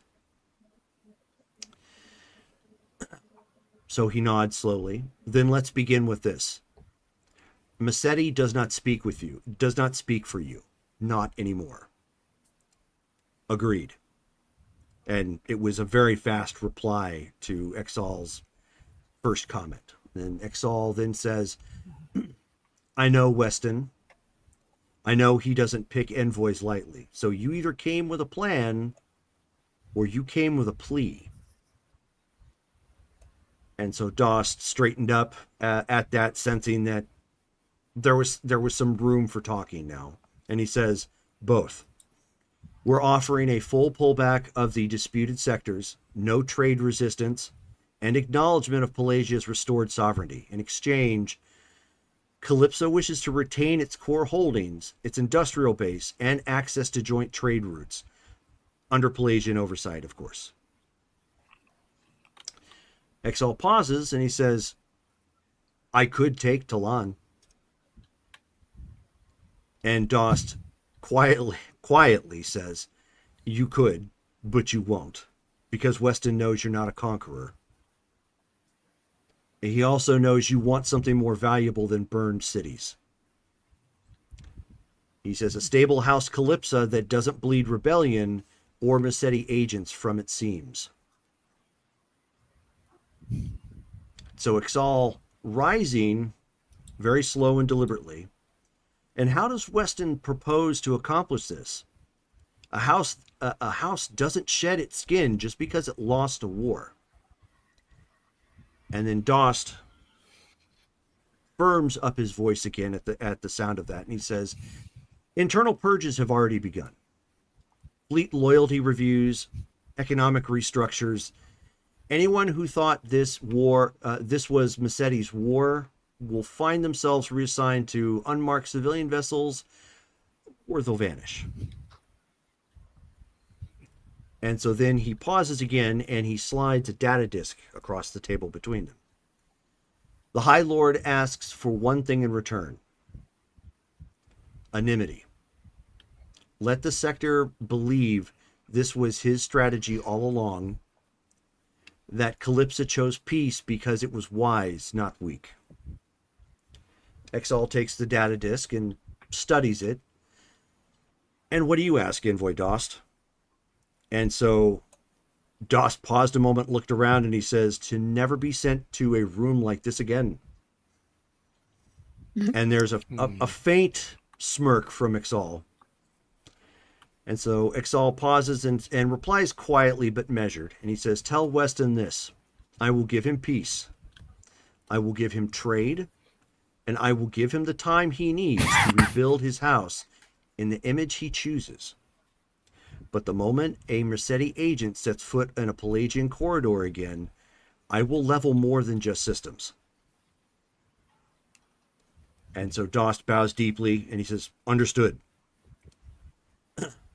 Exal, as he turns to leave, he says, and Dost, when this treaty is signed, I expect your signature to be beside his. After all, loyalty does reserve its reward. So that is what happened with the envoy meeting with Exal. This particular scene is what happened when the House Calypso War Council convened after the disastrous showing. This is a House Calypso's primary command complex on Talon, deep within a fortified spire of High Lord Warsheld's capital. The lighting is cool but tense. The air is thin with failure and the smell of scorched metal from returning crews. The participants, High Lord Weston Warsheld, General Arton Joven, Admiral Tylan Fesk, Admiral Saren Voss, Aide Chancellor Rel Darnick. As they were opening up and reviewing the utter catastrophe on their holomaps, Tylan Fesk, grimly pointing at the holomap, exclaims, all five of our Nebulon Bs disabled or destroyed, 2 star galleons gutted, patrol squadrons completely overrun. Arden Joven, his voice gravely replied, if Pelagian forces had pressed on towards Talon, we wouldn't be having this meeting. We would be handing over keys. Voss replied sharply, we should never let Massetti dictate our timing. They promised this would be surgical, a show of strength, not a siege. We committed forces under false assumptions, and Warsheld cut him off completely. They're cutting her off completely. We committed forces because we were already too deep to back out. We profited once from Pelagia's fall. We thought history would repeat it. It didn't. And then there was a silence as they were awaiting awaiting the initial comments from the Exal's fleet.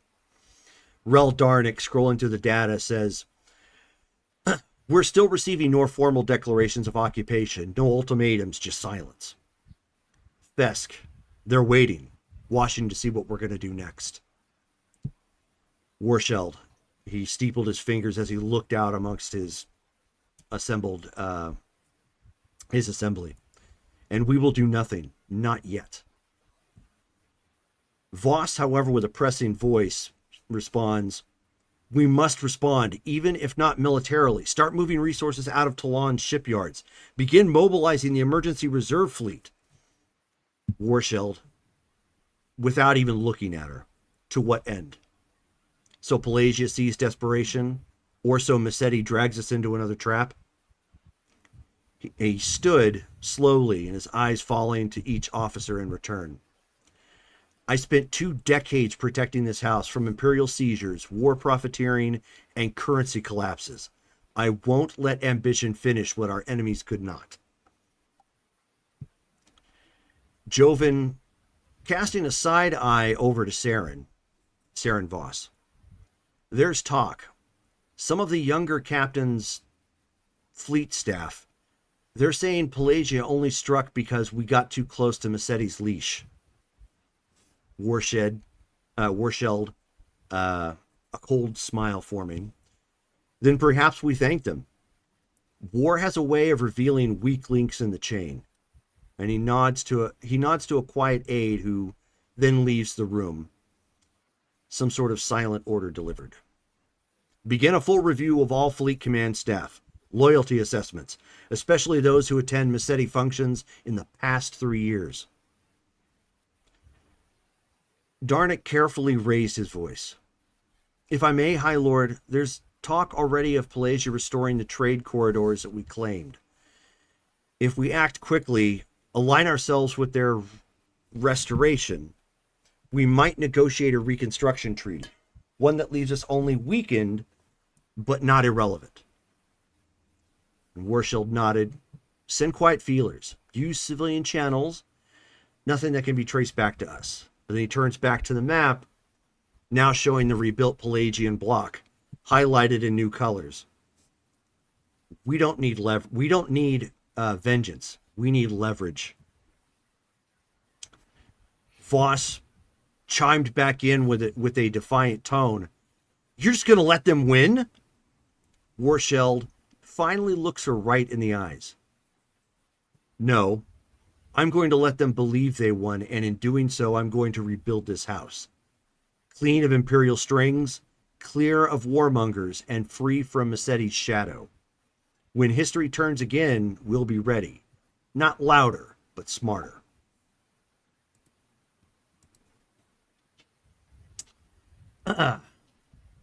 I think you guys would like this one here. This is the conversation that Exal had when the war had just came to a pause and got called into the office by High Lord Theus Paddocks, his boss. Yeah. So the location was a private strategy chamber aboard the restored Pelagian Star hours after the defense of Pelagon. The lighting was dimmed and isolated. Starfields outside flickers with the glow of debris and victory. The participants are Exal Torinar and High Lord Paddock. Exal was battle-worn, composed, and unarmed. The High Lord, regal despite his youth and carrying the gravity of command now tempered by experience. As everything opened and Exal entered the chamber, High Lord Paddocks very coldly exclaimed, "You concealed an entire war fleet, built in silence for 2 decades, and now without warning it appears in my skies, under my banner, and I'm only just learning of it?" Exal bowed slightly. "That is correct, my lord. And it was done for one reason, so that you would still have skies to rule." Still irritated, he stood and stepped forward. "You gambled with my house's name, my honor. The entire sector is watching now, and they think I masterminded this." So Exal firmly replied, "Then let them." He gestured towards the hollow feed, which was where silent battle footage continued to loop. "Let the sector believe you held the blade behind your back the whole time, that you only chose to show it when the trap had already been closed." And the High Lord was paused again. He was still sharp, but less cold. "You don't act without cause, Exal. I know that much by now. So tell me, what was this really about?" And so Exal quietly responded, "A promise. The day we recovered your siblings, when they were pulled from that vault, alive but frozen, I made a vow. Not to a title, not to a house, but to you." And he took a breath before he continued.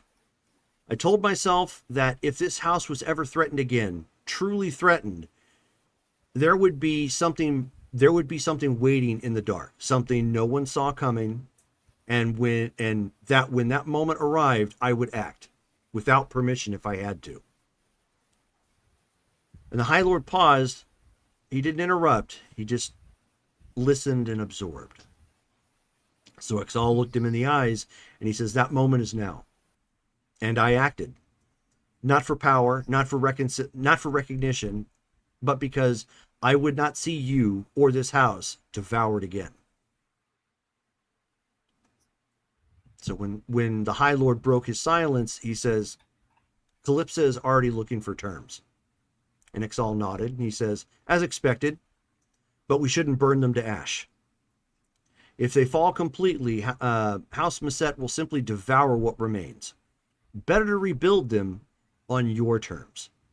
Give them a future that depends on you, not their pride. And then Exal walked to the hollow map again, and he says, trade routes, infrastructure, access to safe zones, neutral ports. Let them breathe again, but only through the Pelagian lung. And so the High Lord paused again, thinking about what was being proposed, and he was much more thoughtful in his response. And he said, and what of your role in all this? The fleet, the strike, the mystery force that shattered Massetti's line? And Exal smiled very faintly. He says, let them wonder. He stepped back towards the edge of the shadows. He says, say nothing of me. I'll be the ghost in the war reports. A name no one dares confirm. Let your enemies believe that Pelagia has something that they can no longer... Let your enemies believe that Pelagia has become something they can no longer measure. A High Lord with an executioner no one sees coming. A shadow that they can't buy, bribe, or silence. And if they ever cross you again, let the hammer fall before they even realize what struck them. And so the High Lord, finally letting the weight fall from his voice and confident again, replies, then that's how we'll play it. And he steps forward, offering a slow, deliberate nod. You'll remain unseen. I'll take the stage, but they'll never know which shadows answer when I speak. Exal bowed again, low, this time to show reverence, but not without fear. Then the game has already begun, my lord. And as he turns to fade into the dim perimeter light, no fanfare, no salute, just the weight of loyalty left behind him. And to himself, the High Lord says, now alone. He stands, now he's alone, and he turns back to the holomap. The stars of the sector slowly rotate, and in their shifting light, Pelagia shines once more. So now I've got a couple here more to read, and I'll be done. So here is what was announced by the High Lord addressing the Topani sector post-war. So it's a hollow broadcast from the Royal Hall of Pelagia's capital in Pelagon. Behind Theus, High Lord Theus, hangs a simple Pelagian banner, elegant and austere. No warships, no weapons, just a man standing before his sector, as he gives a broadcast speech to all of his loyal subjects.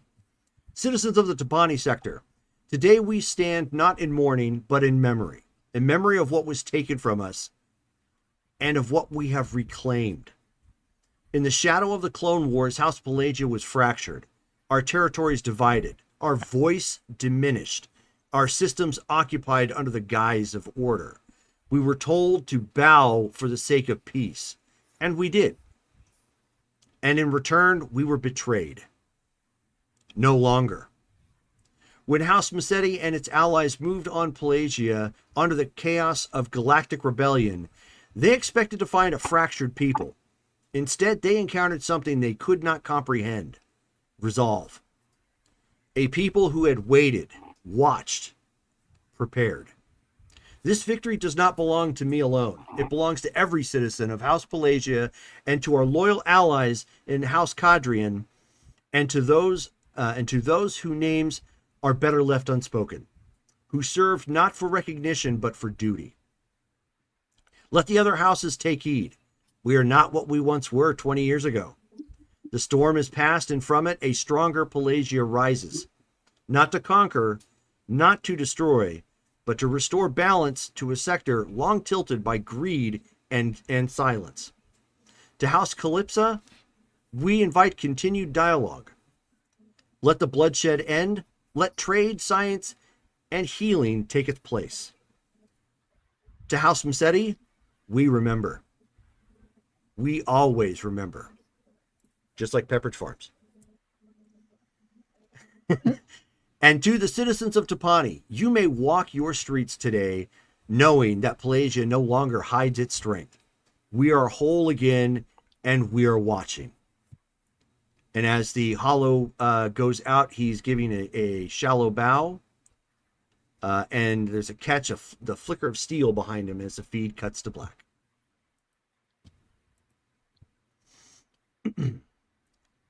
Let's see. So let's go. You'll probably find this interesting. This is a private conversation. Again, you're getting behind the scoops here. Private conversation between High Lady Bathos and High Lady Theos. High Lady Bathos is the leader of House Cadrian. The setting is a private skyward balcony at the Cadrian diplomatic enclave on Pelagon. An evening after the victory, lanterns flicker gently. No guards are present, just two heads of houses and in-laws. So Lady Bathos opens up and says, "That fleet didn't come from your shipyards, Theus.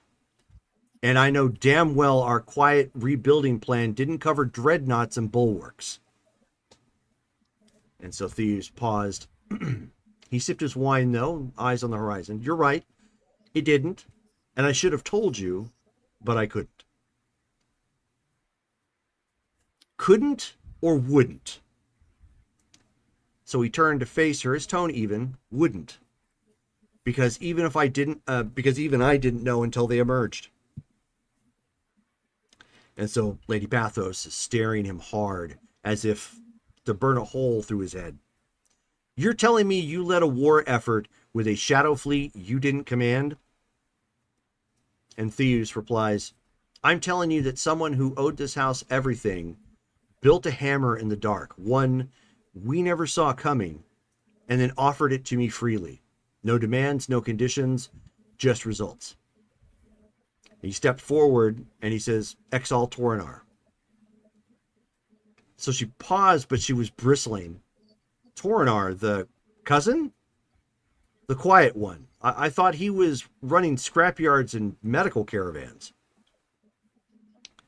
That was the facade. For 20 years, he moved pieces across the board, never to threaten, just in case. And when the time came, he used them for one purpose, to keep this house alive. And if it's safe to note, to protect your granddaughter and our daughter's legacy. Lady Bathos looked away for a moment as she was deep in thought. "So what do you call this fleet now? Official forces? Do I need to adjust our records?" And so he shook his head. "You call them silence. Ghosts, if you like. They don't exist. Not on paper, not in the registry. What I want the other houses to believe is that I had this in my hand the whole time." And so at that, a small smile starts to tug at her lips. So they'll be wondering if there's more. And so Theus smiled back. He says, "Exactly. Let them guess wrong." She was still worried, but her voice finally softened, and she says, "You've become more than the boy they crowned, Theus. You're starting to sound like a ruler." And, he was thoughtful in his reply, and he says, "Let's hope I never forget who put me here." And I'll go ahead and stop with that. There are 2 exclusive ones you'll be able to read on the Discord channel. Basically behind the scenes of House Calypsa and their war council, or not House Calypsa, but House Massetti, and how they're dealing with the matters at hand. And oddly enough, an interesting new player to the board, the Macrosa Order. So you'll be able to read those and, of course, utilize any others for notes as you would like. this is where we're coming to an end for Star Wars The Darkest Dawn. Thank you guys all for hanging out with us, watching and tuning in. Our next game is actually going to be a brand new campaign featuring these particular characters, picking up after the Death Star's destruction, where the rebels are being pressed at this point, and their base on Hoth is being attacked, and we get to find out what exactly is happening in the interim throughout the rest of the galaxy. So thank you guys all for hanging out with us and playing. I hope you guys had fun with this particular game and the lead up to the end of the campaign. And